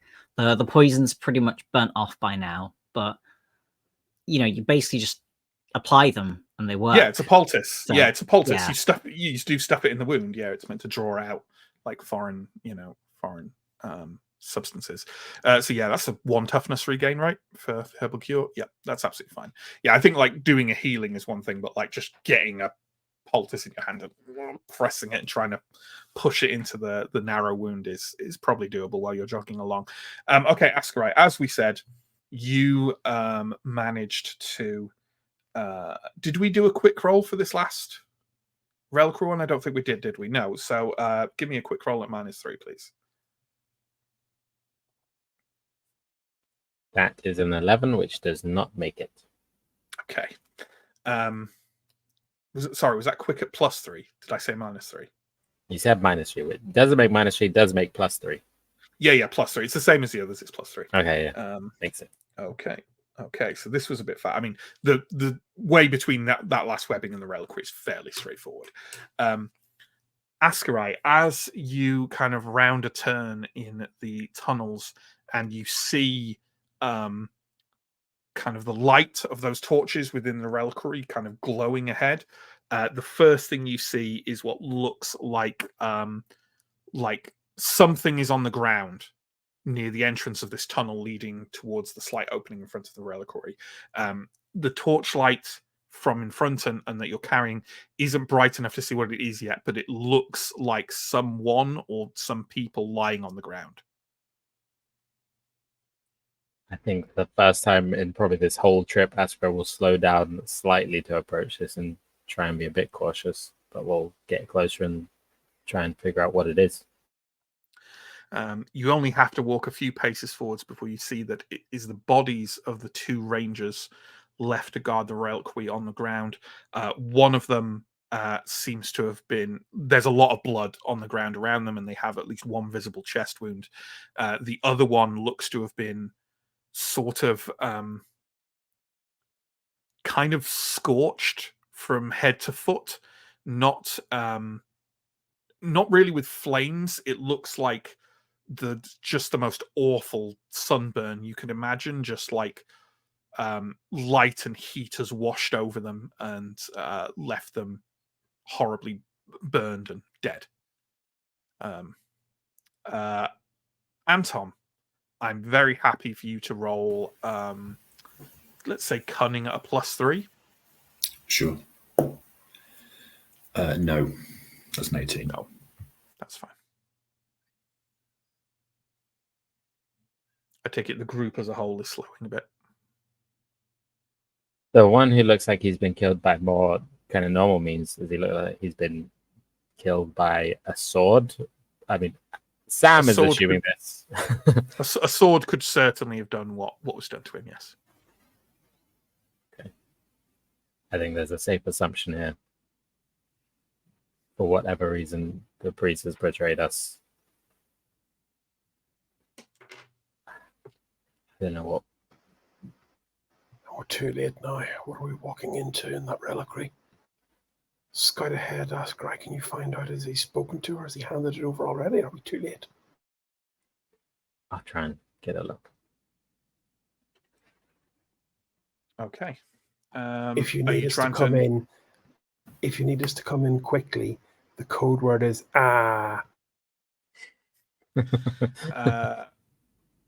Sam, do you want to make a discreet roll? Or are you being that quiet? Yeah, I'm trying to be discreet, trying to get to the entrance, see what I can see inside. That's the point. Okay. Then give me a roll. That's a 17, which is a failure. Okay. You step up to the front of the reliquary, and as you kind of like take a step forward to go inside, you accidentally kick a scatter of larger stones that were kind of bunched up against the stone arch of the reliquary, and they tumble over each other into the main chamber with quite a loud clatter. After freezing for a moment, there is no response, and you cannot hear anything from inside. Take a look. Okay. You can see the kind of like, as I described it before, it's a chamber with a number of tunnels leading out to it, each apart from one with thick webbing over the front of them. And there was the other tunnel where the webbing has been cut through, where the former Huldra was kind of lurking in that tunnel. I mean, when you first entered here, you also couldn't see her because she was in the chamber beyond, but you can't see her now either. You can't see the priest. You can't hear anything. I'll head back to the group and say, I can't see anything. I suspect the priest has probably passed through, but I have no idea. I can't see anything in there. Would we all have push Push on forward? Yeah, if we all kind of regrouped at this point, have we had time to kind of catch up the stragglers? And Yeah, stuff? I'd say so, yeah. If he's seeing what the Huldra said she would show him, we have to be there too. Okay, let's go. Okay. You all gather as a group, and I take it you're going to proceed to this tunnel into the reliquary chamber beyond. Okay. So, the trail of the priest, the trail of Almendra, leads to the inner right chamber via a passageway, still kind of coated with spiderweb, although it's torn apart and frayed at the sides. There are 5 objects inside the room lit with soft flickering light from the torch bracketed on the walls. Also on the walls are a simple wooden shield and an oil painting depicting an ocean that seems to be moving. On the floor, there is a black, life-sized stone statue of an androgynous human and a sealed amphora with something inside making some very faint tapping and scratching noises. Also, on the wall are a set of quite large, heavy brackets, similar to the ones holding the shield and the painting up, which are empty.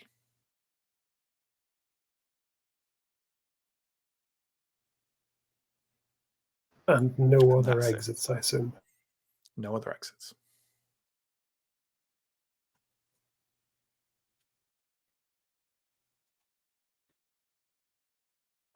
Can we catch up with him to the exit? He only knows the one way out, doesn't he?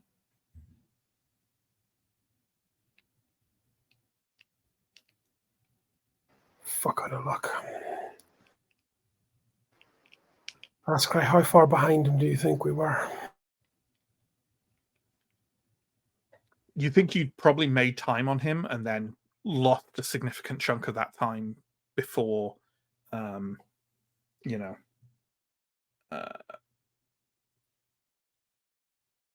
when you got lost near the prison. You still think you think you're faster than him, but he's ahead of you. But you could try. I don't think we really overall gained or lost that much time, but we could. I think we have a chance to catch him. Okay. 30 seconds. Alindra, let me take a look at your wounds. We don't have time. Got to make Go. time. We need you more than We need go you. now. We should take this stuff. Well, whatever's on the wall that is takeable, we should take. We can My come friend, back for it. If we want solace among the northern clans, the worst thing we can do now is grab this easy money, because this is only worth money in Ambria. In the forest, it's worth a death sentence. We just go Ascry, now. and Anton. Move. Right, let's do it. Sounds like Ascari is outvoted. If there are 2 things that look light enough for you to just pick up and run with them and not to slow you down at all, Ascari, the shield and the painting. You could do either of those if you want, unless someone is going to literally hit you if you try, then you can do it. You know what I mean? Malamai is also, Degesto and Malamai are also eyeing them, but you think that unless you take the step to do something about it, then they will follow the group. That shield is perfectly normal. I'm sure that's not enchanted at all. I want to say, I think Ascry might. I think Ascry's not going to grab it because he thinks, we don't have time to argue, but he will, as he goes past Degesto, he'll be like, follow behind us, grab the shield, and then sprint out the door. Degesto mutters, all right. Degesto. Yeah. Degesto has won my heart so far since we met him. Okay, yeah, you head out now. Okay, so this is going to be more protracted now. Okay, I don't want to make little rolls every time, because basically you're trying to follow this priest to the Undergate, right? And then, assuming he's made it beyond the Undergate, out through the underworld, which, if we remember, took you more than a day to travel, right? It took you a significant time to do so. So we are going to stretch stuff out now. Okay. And what I would like to know, I'm not going to ask you to roll again. You're following Elmendra's tracks as fast as you can. And once you get to the Undergate, you know the way to go in reverse. because you had it mapped out. I might make you roll to see if you get lost a little bit in there. But let's get to the undergate first, right? I won't make you roll to go there because Amendra's tracks are quite straightforward. Presumably the priest, you see that the priest followed those as well. You find your way down, pass through the plantations, back to the area where you can all feel like that thrumming, rolling vibration again of whatever lies under the subterranean lake. And then it's straight kind of along to the sort of to the south towards where the undergate lies. What I would like is another quick roll at +3 from you, please, Ascarai. Okay. That's a 10 success. Okay. You find yourself quite quickly at the undergate, where you see that it has definitely been opened. Can we remember if we closed the undergate behind us? I think we did, but I'm not 100%. I think you probably did. And I think it has clearly been opened, and then an attempt has been made to shut it. But one person would struggle to close this gate. Also, you see an extra set of much lighter tracks. Basically, you saw them sporadically on the way down here, and now you see that someone seems to have been stood at the undergate for a while and now has left, presumably when the priest opened the gate. And also, the priest does not seem to have harmed them. Okay. I would guess at this point, our pace is probably less like sprinting and more like jogging, because we're in this for the long haul. It's like, you're power walking it, right? You're trying to cover ground. So I think Ascar will probably have the opportunity to say to the group, like, there's another person seems to have joined him here at the gate. At least 2 people we're looking for now. Okay. Here's a question. I'm assuming the answer. Are you closing the gate behind you when you go out back into the underworld? Seeing a no from Chris. Would say not to bother. We're slowing down. We're not that slowing down. I also think we'd be like locking the other people in, because they don't Right, know the way to open the gate. Yeah, sure. So that's kind of an argument for closing the gate, isn't it? Maybe. Depends on your point of view. Given that whatever it is that we're looking for is out here with Solange, and all of the people on the other side of the gate are people we don't really want around. Are they not? We have. I am surprised if any of you are like, yeah, let's kill Captain Marvello. Are you? I've been trying to find a way to justify that for about 2 weeks. If Chris is struggling, if Chris is the most fanatical of you and is struggling to justify it, I don't know. It's up to you, obviously. I don't want harm the to Queen. Marvello. No, we don't have time is the thing here. Steel would love to close the door time. because tactically that makes sense, but just not right now. I mean, technically also speaking, they also know how to open the gate. So, like, yeah, you know, unless you found a way to spike. Yeah. Have we lost a map? Look at that frozen video face. Yeah, God, everything's going off and on tonight. Now we're back. Okay, so you leave and tread out into the underworld, and you're going to make your way through this. Like I say, you're going to have to, like, at some point in the underworld, you'll have to pause, probably to take some rest, and assume that the priest has to do the same thing, because it's going to take you. I think we said it was like just over a day's travel to make your way out to the rift. So what I'm going to do, Ascarai, if you could make one of those vigilant slash cunning, vigilant -2 or cunning rolls, to make sure you don't get lost traversing the underworld. You think you can remember the way back through, but you know. Okay. On the second try, rolled a 2, so success. Okay. And can you also please give me a quick roll +3? 17. 17. Okay. Okay. You make your way through to it. Do you remember where you rested last time? I think it was like a chamber with like a small like pool on one side and like kind of bioluminescent fungi and things over the walls and in the water to give it actually has some ambient light to it. You find the same chamber and take some rest. How much do you rest? It's been a hell of a day.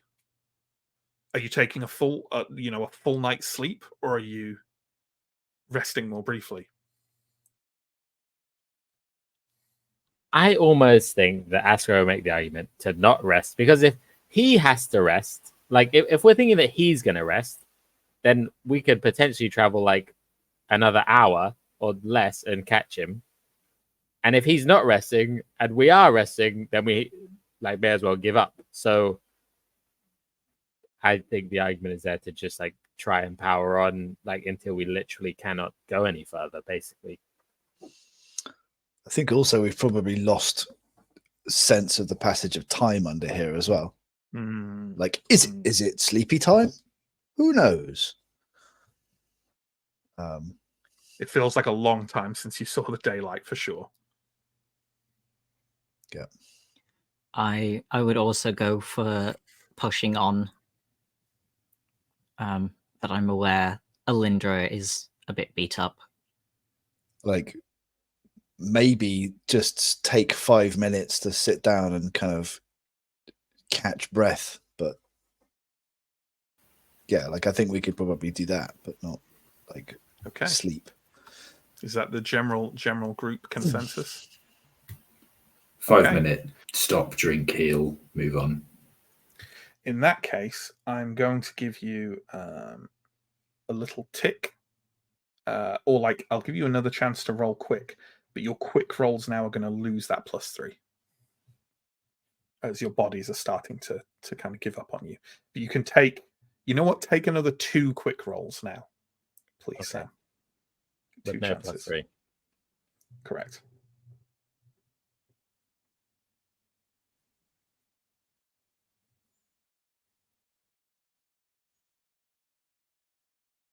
I rolled a 10 and a 7, so it makes them both. I thought I might have rolled a 1, but sadly it was a 7. Okay. So you keep kind of like walking that occasionally turns to a stumble through the rocky environs of the underworld. Fortunately, you don't stumble across any wild beasts or any other sort of denizens that might give you trouble down here, although at one point you hear an odd nasal howling coming from some tunnel system to the north, but you managed to kind of quiet down and move through what creature's territory you had intruded on. And sooner than you perhaps are expecting, you emerge blinking into the light of the rift. I take it we're progressing along the rift to where we entered. Yes. Sure. Okay. You round kind of a jagged edge of the rift, and I think it took you about maybe 5 minutes or so to walk along it the first time. So this is, you're jogging along. A few minutes later, you round like a jagged edge in this rift.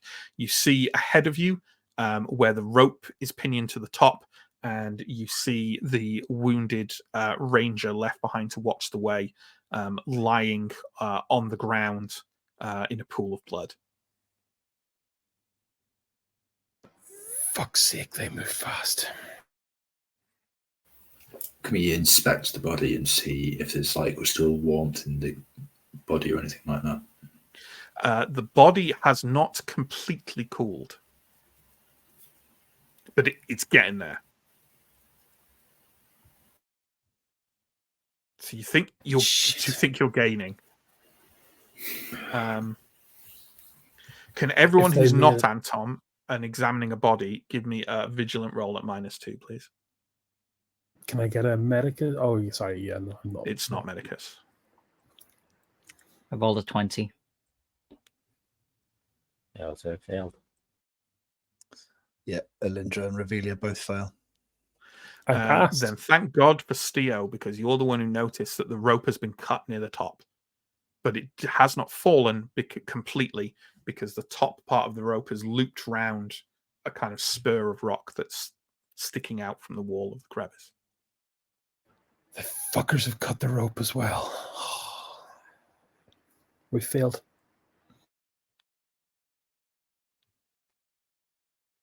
Aaron, you think you can climb out?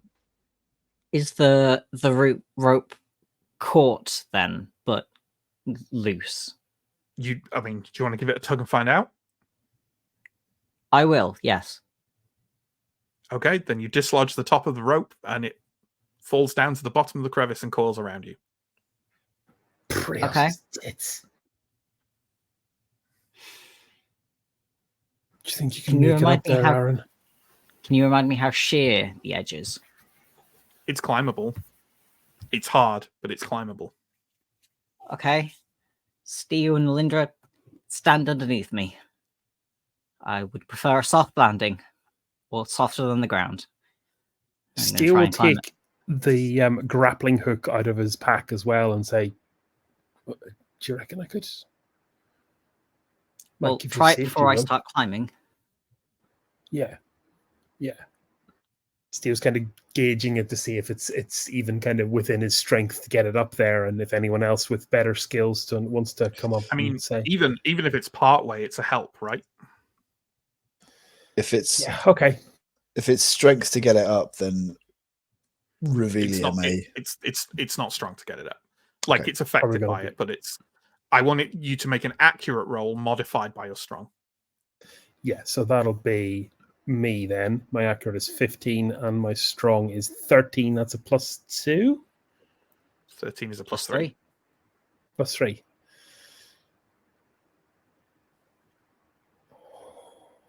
That's a success. Okay. You get the grappling hook a good third of the way up the surface. It's a really good start. So that means you can get a third of the way up without any problems. You got acrobatics. I'm not going to make you roll to climb a rope. Cool. Then I will go up the first third.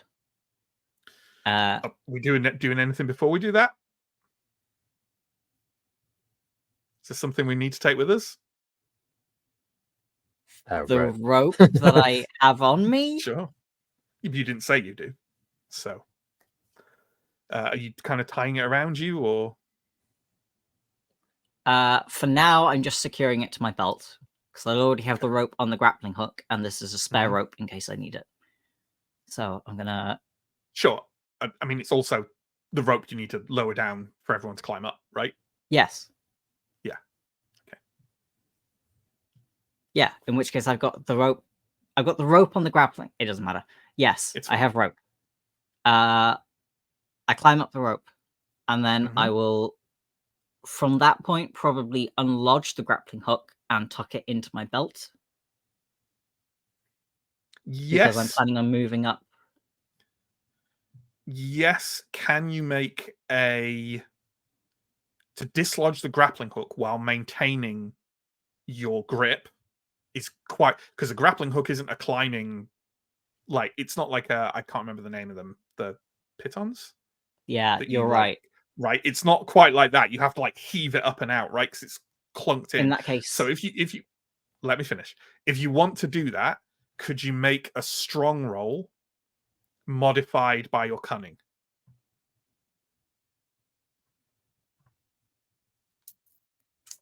By your cunning or your quick? I'll take it modified by my quick. That is target Yeah. 13. Yeah, that's what I'm asking for. So your strong modif. So what's your strong? My strong is 10. Okay, and your quick is 13. 13. Right. Yeah. That's a 3. Okay, you got the grappling hook out, and you now have that, and it'd be very difficult to throw it from where you are. You could try, but if you don't hit, you'll probably lose the grappling hook. Yeah, I'm not going to do that. I'm just going to tuck it into my belt because it'll be an extra thing to secure up at the top. It will, and also I think it will help you climb. If you Oh, you 'cause you use hold it as like a hammer. Mhm.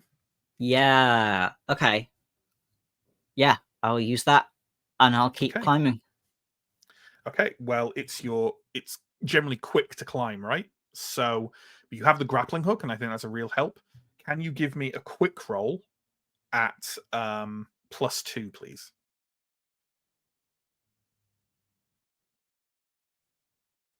I rolled another 3. That's a pass. Okay. There are more handholds up here than and foot places to lodge your feet than you thought there would be, and you find yourself quite quickly 2/3 of the way up the rift wall. Do you want to carry on? Yes. Okay, another quick roll at +2, please.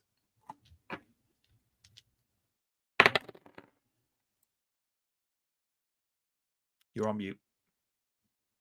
You're on mute, John. John, you're on I did also think of something else I should do, but I didn't say it in time, so I pass. I keep climbing. Well, I mean, what was the other thing? I was gonna see if I could find out if anyone was on top of the ridge waiting for me to climb up, so they could hit me. Sure. But I'm just gonna stumble forward blindly. Fair enough. And that's a plan that works out just fine for you. Excellent. As It you always does. clamber over the ledge at the top, yeah, there doesn't seem to be anyone around. And you can quite easily, like, you can fix the grappling hook in the same place the rope was originally fixed, tie the ropes together and just throw it down, and it's absolutely fine. I will do that. Okay. I'm not going to make everyone roll to climb up the face of the rift, because I think that would be overkill at this point. So there we go. You all find yourself at the top of the rift, and given that Arendar succeeded with some great rolls there, I'm also going to count that as like another quick success. Askarai, when you reach what are we doing when we reach the top? It is daytime, by the way. It feels like maybe it's morning. Ashra will be checking tracks. Where do they lead? We'll probably say out loud, if they've gone to a boat, we are fucked. Absolutely. They've gone back to the camp. They've gone straight to the Queen. You think Father Soleil has gone to the Queen? If he's gone to the Queen, why not just Interesting. work with us? I would imagine he's gone to the bloody church. So, Askarai, can you give me a vigilant roll to try and find tracks, please? And obviously you can use your double check for tracking someone. Mike made a very good suggestion about healing. You had time. You also, rested by the pool. So yes, Steo and Anton, I'm going to say, can make a healing roll each.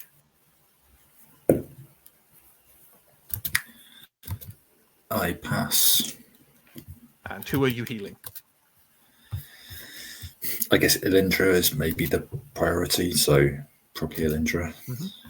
Okay. And I'll use a Hurl Cure as well for a D6, and that's a 3. Lovely. I also, when I get the chance to take a moment, will make my recovery roll for the day, which I have. I rolled and passed and gained an extra 4 on top of that. Okay. So Steo, basically, who are you Steele's healing doing mop up. Who is looking bad now? Elindra's kind of post having a word with herself. Who isn't Arendar? You're climbing. Elindra's I think it's just still not great, and Revelia's not great either. okay. Well, Elindra's had a lot of attention from everyone, so I'll put the dice on Revelia. I passed. I am adept, so that's a D8, and that's 7. Lovely, thank you. Okay. And by the time this attention has been paid to people, the rope is back down the side of the rift, ready for you to climb. You climb your way up. Askarai, did you make the roll to find the tracks? Yep, I rolled a 9. The tracks head straight west,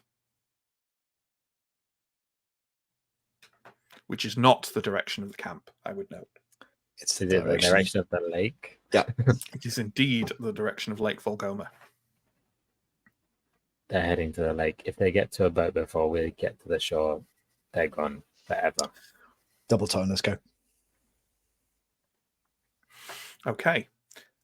You find yourself jogging at speed through the relatively light forest on this lakeside edge of Davakar.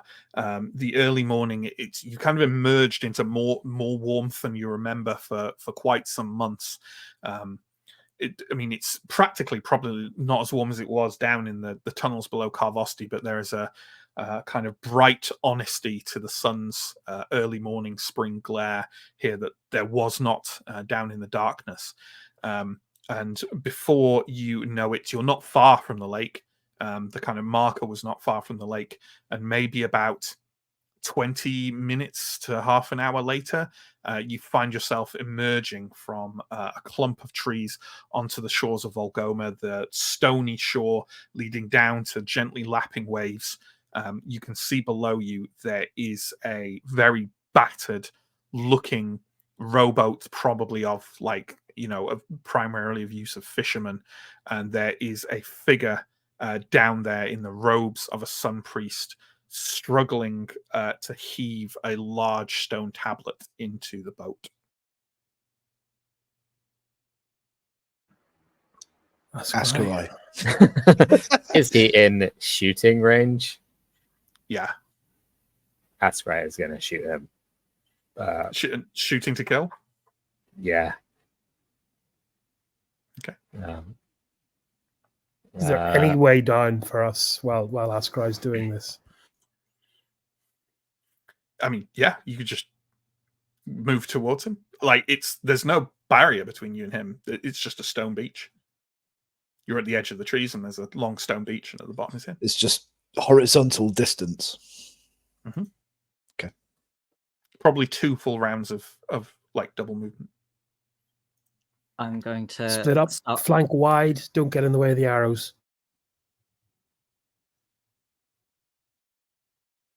Do that. Okay. What kind of arrow are you firing, Ascarai?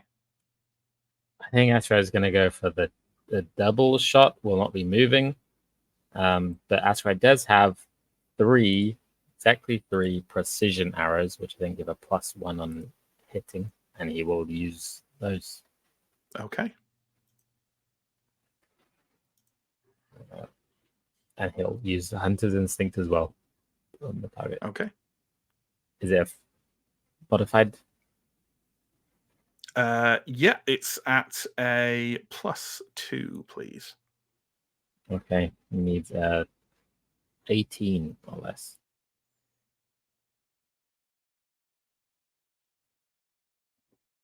That's a 7. So it hits.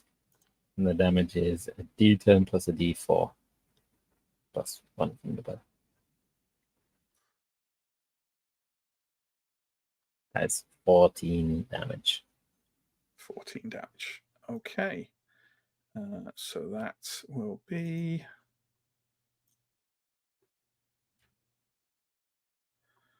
Okay.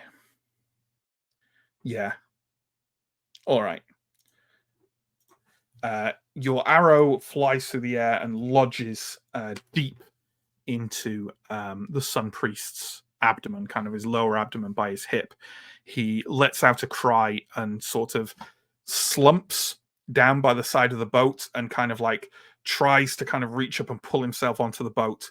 And then his body just basically gives out on him after everything he's been through, after the flight through the tunnels and out beyond here. He just rolls back onto the stony shore, and you're fairly sure he's still breathing, but he's just kind of staring up at the sky. You think he might be weeping.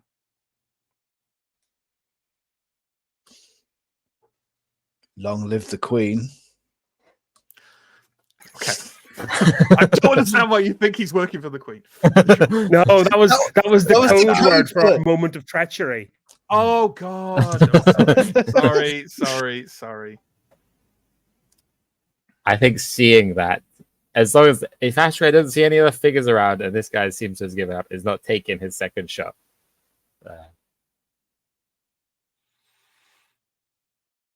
I guess we will assemble on the soon-to-be body. Okay. You all moving towards him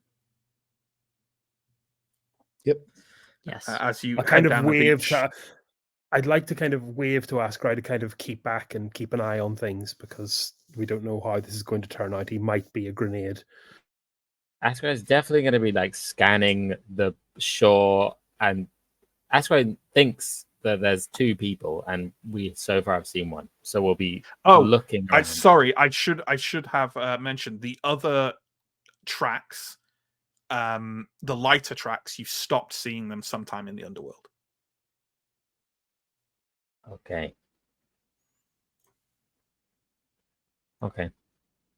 Askra will still be cautious, but we'll listen to Steer and stay a little bit back.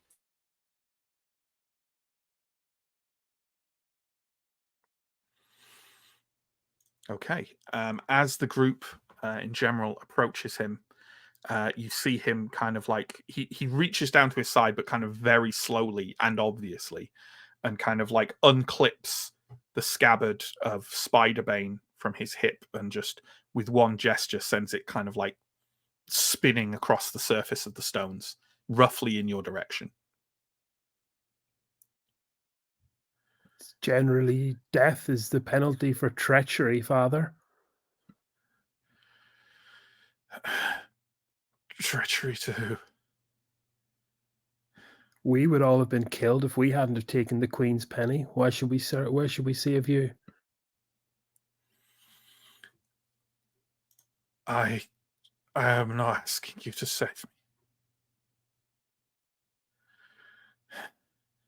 me.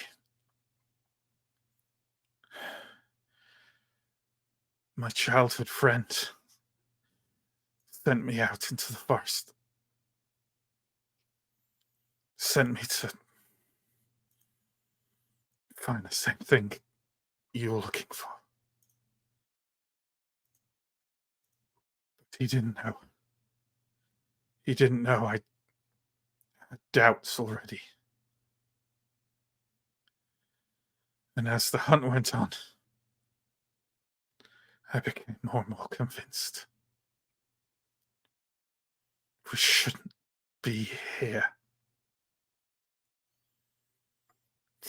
Please, I can't make you. All I can do is ask. Destroy the stone. Smash it and throw its shards to the bottom of the lake. We shouldn't be here. No one should go to Symbar. The corruption, it runs too deep. I saw my companions die, and worse. I've seen nothing but darkness here. I bear none of you any ill will. But I had to do this. Savola was right all along. The place should be left alone.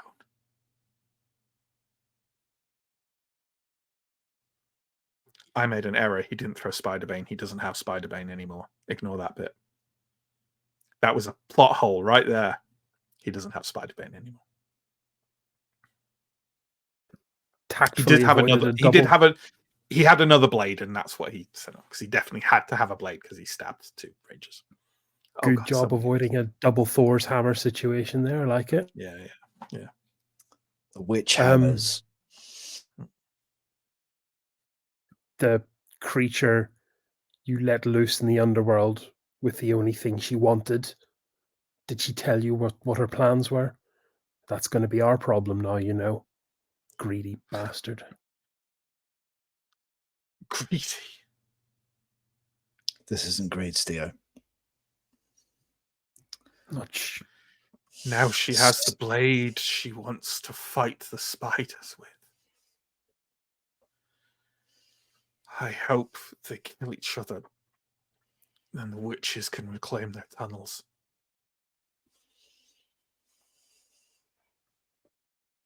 I don't understand. Did Savola send you or warn you away?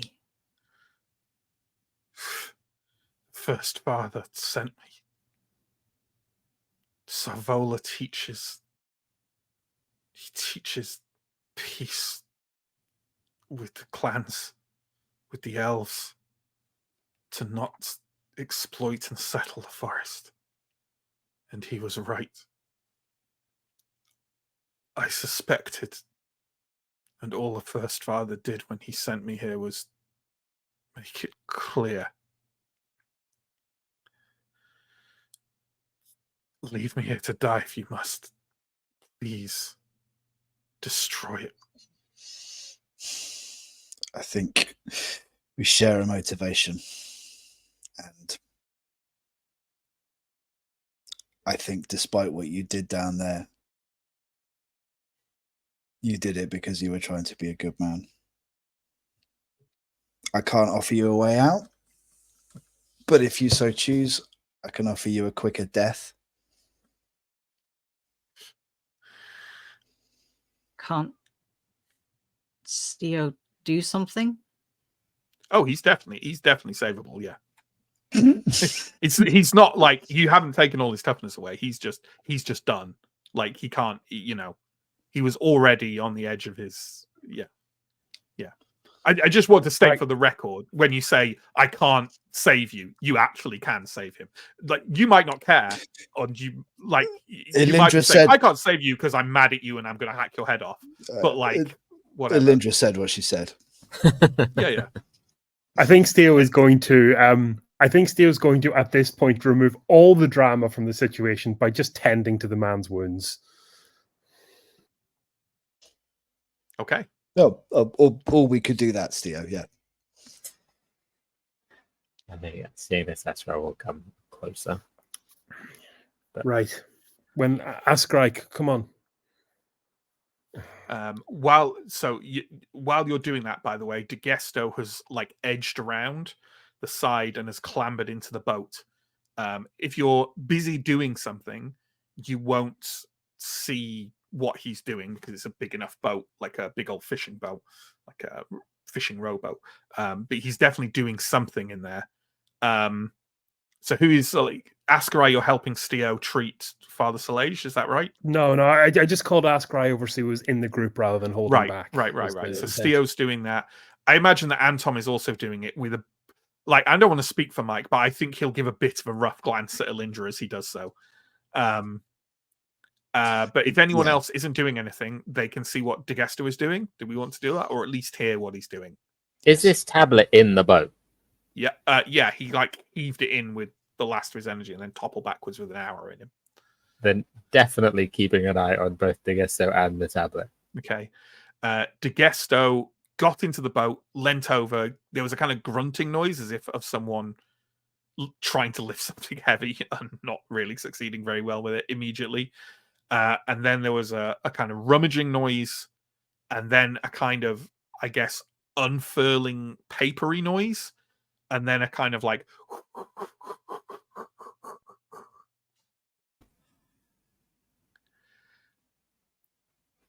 Is anyone going to say anything or do anything while he's doing this? Steo, you probably haven't even... You might have heard it, but you have less of an impression of what DeGesto is doing. Askra is not going to stop him, but is going to go and look at this tablet and see what is on it. Okay. As you do, DeGesto obviously has a large, unfurled piece of paper and is rubbing charcoal over the surface of this large stone tablet. It is covered in Symbaric script. You have no idea of what it says. Let me see if are there any... there are strange Symbaric signs. There's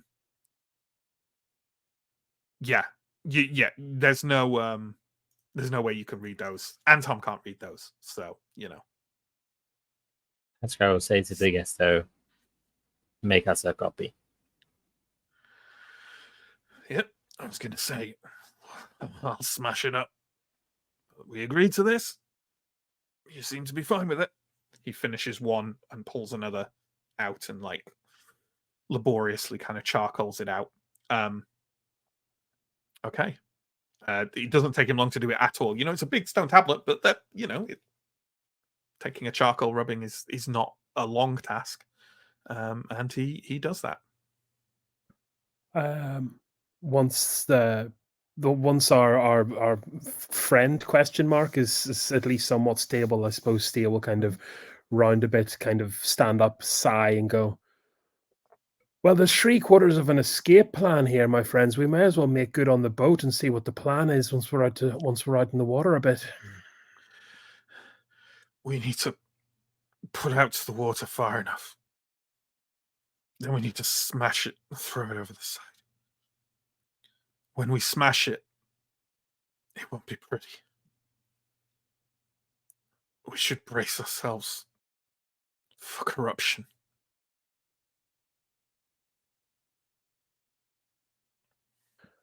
Okay, all aboard. Would If any, You realize that by destroying this, when people know we have been in contact with it, we will be hunted to the ends of the earth by the Queen, by all of Ambria, by any treasure hunters who seek Symbar. May I just question as to who knows we have made an escape with it? Once we're on that water, all of the tracks we have left are pretty much meaningless. Lindra, if she survives, can follow our tracks to this shore and see us sailing off. We came out here chasing Father Argaton. We were too late. Tell them I did it. Tell them I smashed it. Bring me back in chains. It matters not to me as long as it's destroyed.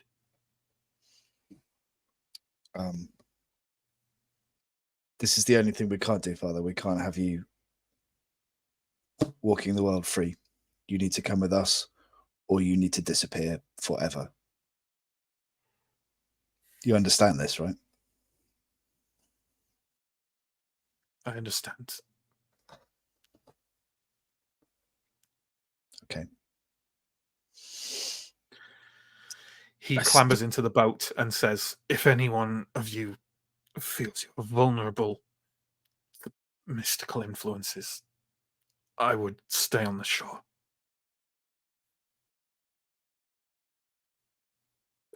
It's just the corruption you expect. No, there's no enchantment about this, is there? It is a ritual. There will be a wave of corruption when it is destroyed. You had a companion in the caves. Where are they? The elf. I let her out through the gate. She left me in the underworld. Traveled through another tunnel. What happened to the holder then? I thought the holder had come with you. Oh, the holder went to slay the spider princess with the blade. Well, it was a hammer when she held it.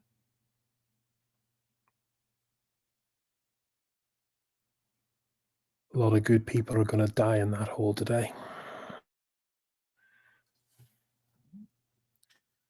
I guess so. Before they catch up with us. Come on, we have to do this. I'll go. The rest of you can stay on shore. Ascarai, maybe try and hide our tracks. I don't know. We're safe. Make south, make north. Just you, Theo? I'll A voice from near the tree line says, I shall go as well. You turn around to see Malahai the elf standing observing you from a distance. None of you definitely didn't know he was there. None of you knew he was there.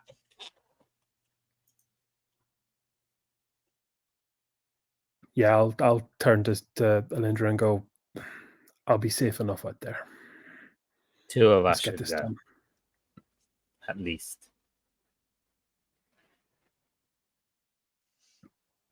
Steo has something you do not have.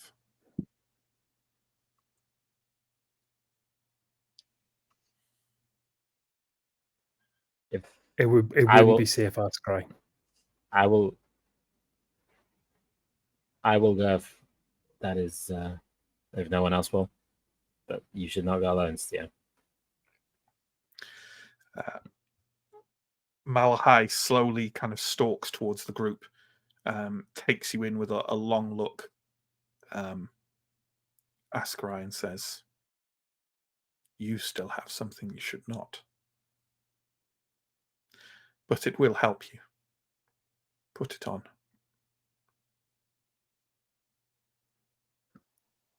I told you about the ring, Ascry. It'll protect you from the corruption. If you want to come, that's the cost of getting on the boat. It's just a ring. I don't mind wearing it. It means nothing to me. If it means nothing to you, you should not come.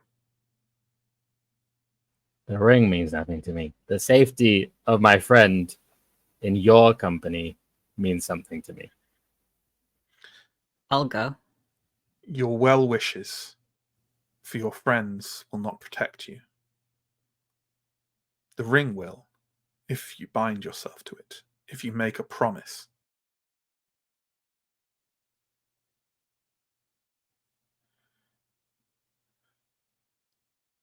You said yourself, we're burning time here, Ascry. I'd rather you weren't on this boat. It's trivial for me. It might be deadly for you. If someone has to go, give the ring to Aaron. Give the ring to Aaron. Solange, Steo, the elf, someone else with the ring. Get on the boat now. The rest of us will pitch camp by the shore and wait for you to return. Aaron, Ascry, it's that simple. Are you giving over the ring to Arendar? if you want it, Aaron, you can have it. I will take it. So, Okay. Arendar, are you taking the Iron Pact? Yes. Spend an XP. I currently have no XP. Can I forward spend it? Spend one from the session. That's fine. Okay. You are bound to the ring, and as the shore, you leave the shore behind. Father Solange is still slumped. Is now slumped at one end of the boat. He is kind of looking at Malahai with kind of like wide open eyes, seen like he's seen a kind of an angel striking out from the forest, sent by Prios.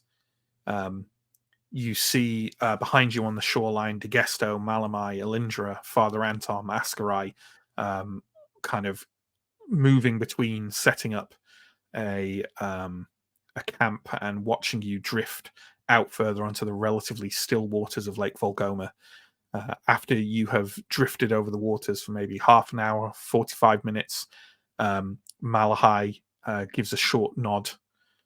This should be far enough. Steo, that looks to be a heavy, hafted spear you wield. King Urian's spear, which I got in fair exchange. I will heft it and kind of square up towards the stone. An ill weapon put to a not so ill cause. Brace yourself and strike. Finally, we get a bit of a story for this thing. Steo will double-handed kind of bring the spear over his head and strike the stone with it. Okay. Can you give me a strong roll, please? First try with a 6. Excellent. Now, just to double check on, does the Iron Ring protect from just all forms, all sources of corruption that aren't from yourself, right? All environmental corruption is the way it was put to me. Okay. Well, I think it would be. I don't know quite whether that matches it, but I think it would be somewhat anticlimactic. After all, talking about what's safe and what's not, if we did apply the Raven's Doom, which is the ritual placed on it, to this.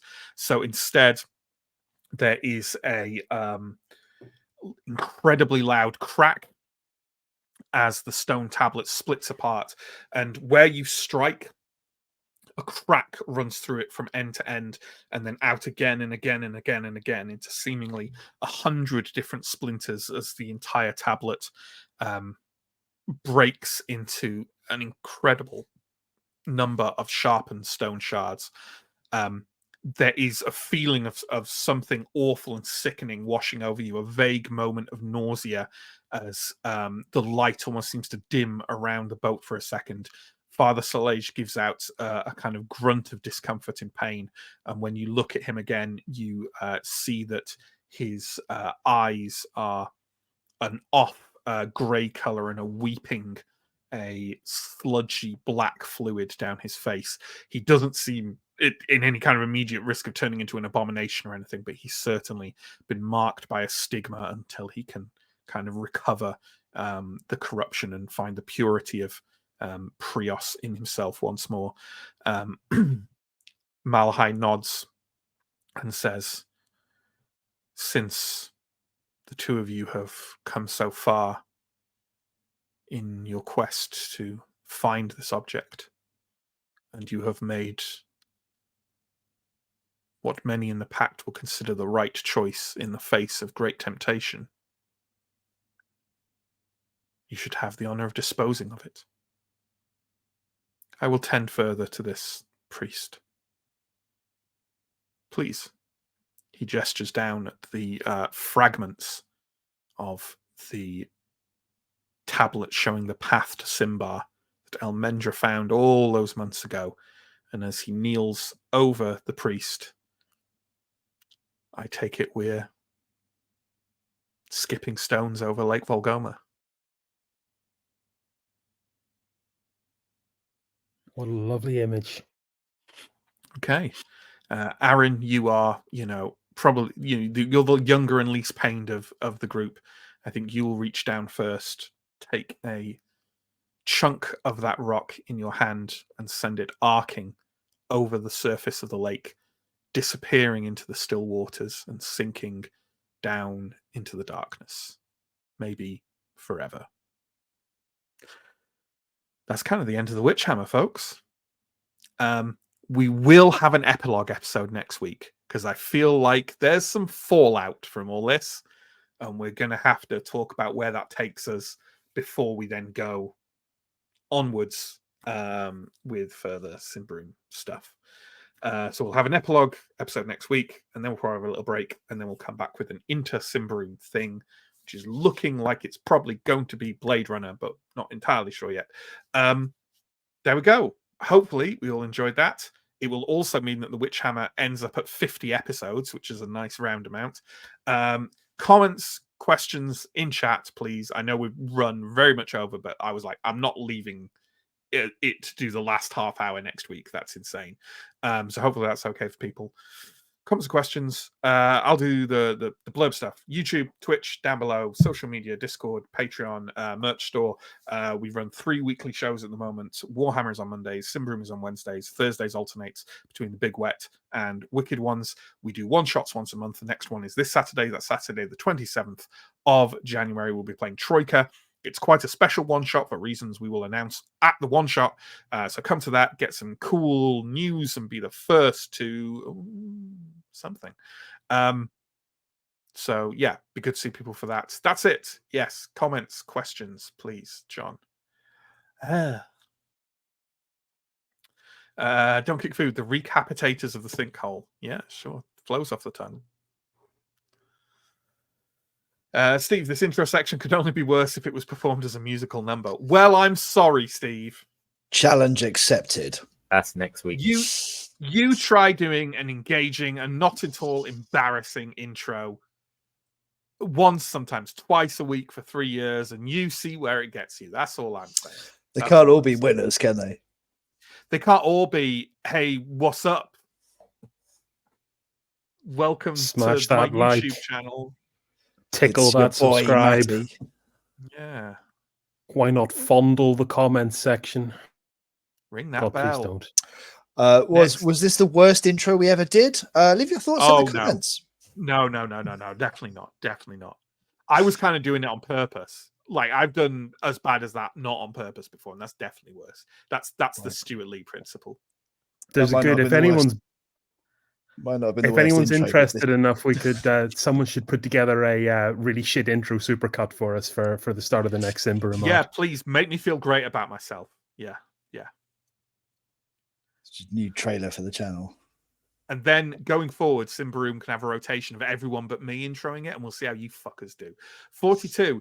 Do they write ballads about picks used to smash antiquities?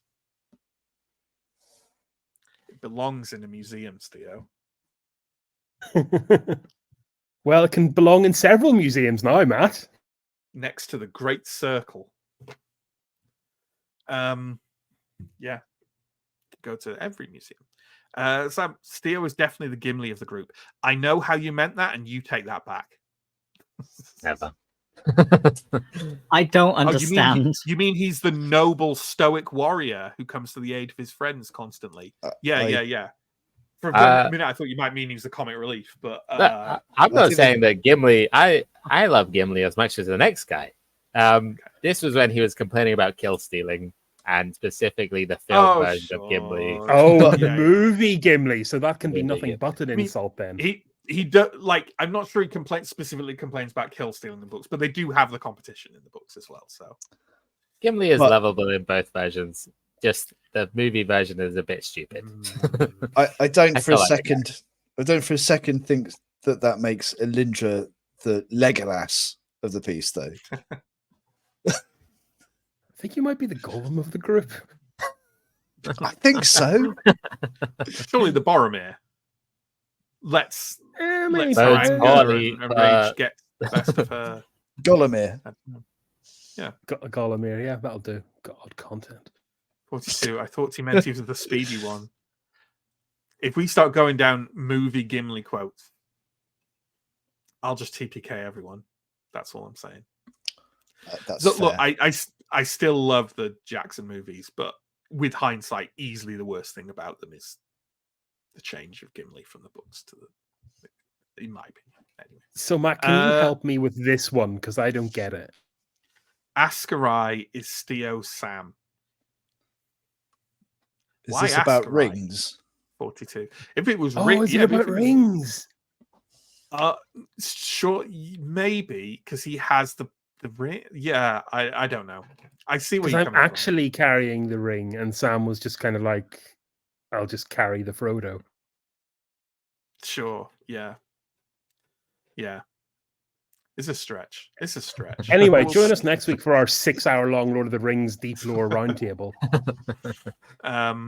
Next, I'm bubbling over with it. I've been reading like Lord of the Rings wikis this week. Next, just that these two comments happened throughout the evening at various different points. Stephen, it's probably fine. Yeah. Probably it's nothing. All fine. Yeah, it's all good. No all good. repercussions. One of the downsides about Symbaroum as a system and a setting is there are never any repercussions. No. Well, if I could beg your indulgences, just 1 second, unless anyone needs to dash off. End of the Witch Hammer, a tangled mess. Partly because of the way we went into the end of the Witch Hammer. But do you remember a couple of weeks ago when I was like, I've thought of something that could really change how this happens and make it maybe a bit more unexpected and dynamic? Yeah, it was my realization. Solange is just going to fuck off back at an opportune moment and hand the Spider-Bane over. Fucking delightful. I didn't realize that until I think 2 weeks ago. And I was like, of course he fucking will. His entire thing is get there, get away from somehow destroy it. And he knows the Rangers are going to take it back to the Queen. So at least half of the people in that wider party were looking for ways to betray all of the other people, ourselves included. He was he got the opportunity. Yeah. And this also kind of gives you as well, which wasn't my intention, but I did realize it afterwards, that like, that gives them a way to not be completely exiled from Ambria while also getting what they want, which kind of all worked out, right? We've got an interesting. I left it I left it all to chance. He could have been noticed running away immediately and like stopped, or any number of things, you know. So yeah, you could have caught him. I genuinely made the rolls to see if you catch him. There's an interesting discussion to be had about whether or not we want to go back under Carvosti for the rest of them, or just let them figure their own way out. That's going to be a fun one. Yeah, maybe the epilogue next week will provide some answers to this stuff. The rubbings. I feel like as a party we have real issues now where Steo and probably Aaron are going to be like, let's get rid of these rubbings. Let's just like burn them. And Digesto and Askrai and maybe Alindra are going to be like, nope. And it's going to be a big fun time. A big debate. I sense another easy week for me next week is going to happen as I just sit back and let you guys argue. 40 Steel was going to carry off the corruption, and Askrai said, I'll come to. That makes sense. Any other thoughts from you chaps before we wrap this one up? Absolutely delighted that despite the absolute scrambled egg spaghetti mess of this whole last couple of months of dark fantasy geopolitics, Steel managed to walk out with almost all of his win conditions. Yeah. We still haven't found Buddy Almendra. After all this. Also, there were two bosses underneath Carvosti, and you managed to avoid finding both of them. So there we go. It's a job well done. I'm genuinely win. Like, yeah, there's going to be fallout, but I'm genuinely surprised and pleased with, like, that went better than I imagined it could have done. Yeah. Well, absolutely. in fairness, like in character, no one's earned a Fowler off this. But out of character, I think this is really narratively satisfying in a way that I think any of the other options out of this were probably going to be like real sketchy for us, either exile forever or the two people who are Iron Pact adjacent are just going to be in a bad way. I mean, that's not entirely true, because Askrai and Digesto did make off with some loot. And look, none of the rest of us like know $1 about billion it. on adventure passes, you'd be more inclined to steal loot too, is all I'm going to say. Yeah. Yeah, and I guess all the clues about terrible things happening to the Black Cloaks kind of made more sense now, right? Do you remember the abandoned camp by Yefron Isle? Because that was the Black Cloaks, and that one person made it away. That was Salage, like coming back around the lake to head to the rift. So, yeah, so neat. They really do tie up everything. Actually, is there any they and you? Boy. Oh, that was all me. All me. So hang on, but like Salage being Salage having all it says is that Salage, like, it at each place it does give hints of what the different groups did and how successful they might have been, which I tweaked a little bit according to the order in which they went places, which was partly determined by the order in which you went to places, blah blah blah. The entry on Salage says he has doubts, and over the course of the thing, he will likely want to destroy it. But like in terms of how the breadcrumbs got laid and how I made it through, I strung the narrative through it. So yeah. Okay, that is fantastic then. Absolute props. Ta. So we might get paid yet, by the way.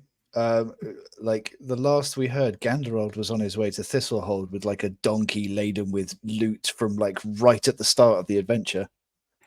Ganderold was actually at the camp at Carvosti. The head mage did tell us that he was there. Yeah, and we were like, we should go see him, and then we just left. Yeah. So we could have been paid already, guys. Yeah. Talking about might get paid. We're heading off to Simba now to get loads of good loot, right? Yeah, sure. Nice. One question for me, actually. In the adventure as published, is there a path for parley with Zenatha's daughter, or is it just a Gribbly? You ain't going back under there. Well, you ain't, right? I don't think. Like, if you have no reason to go back in, you're not just randomly going back in, are you? So I think I can pretty much. The Spider Princess is absolutely willing to talk. Oh, that would have been a great encounter. Of course, her propensity to talk nicely probably goes down with the more and more of her children you've killed. But like, you know, still, yeah. As written, yeah, it's definitely an encounter where, like Oriella, it's meant to be an encounter where there's lots of different ways you can kind of approach it. Yeah. Okay. Although why you community need spin to, up.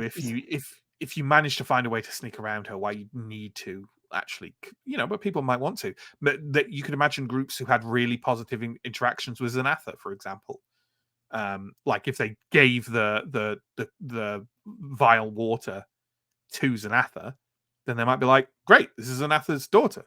Let's go fucking talk to her." Yeah. So Perhaps she could have filled in the blanks about why they're screwing around with the witches and all that stuff. But I'm Mhm. sure that will gradually unpick in the next book.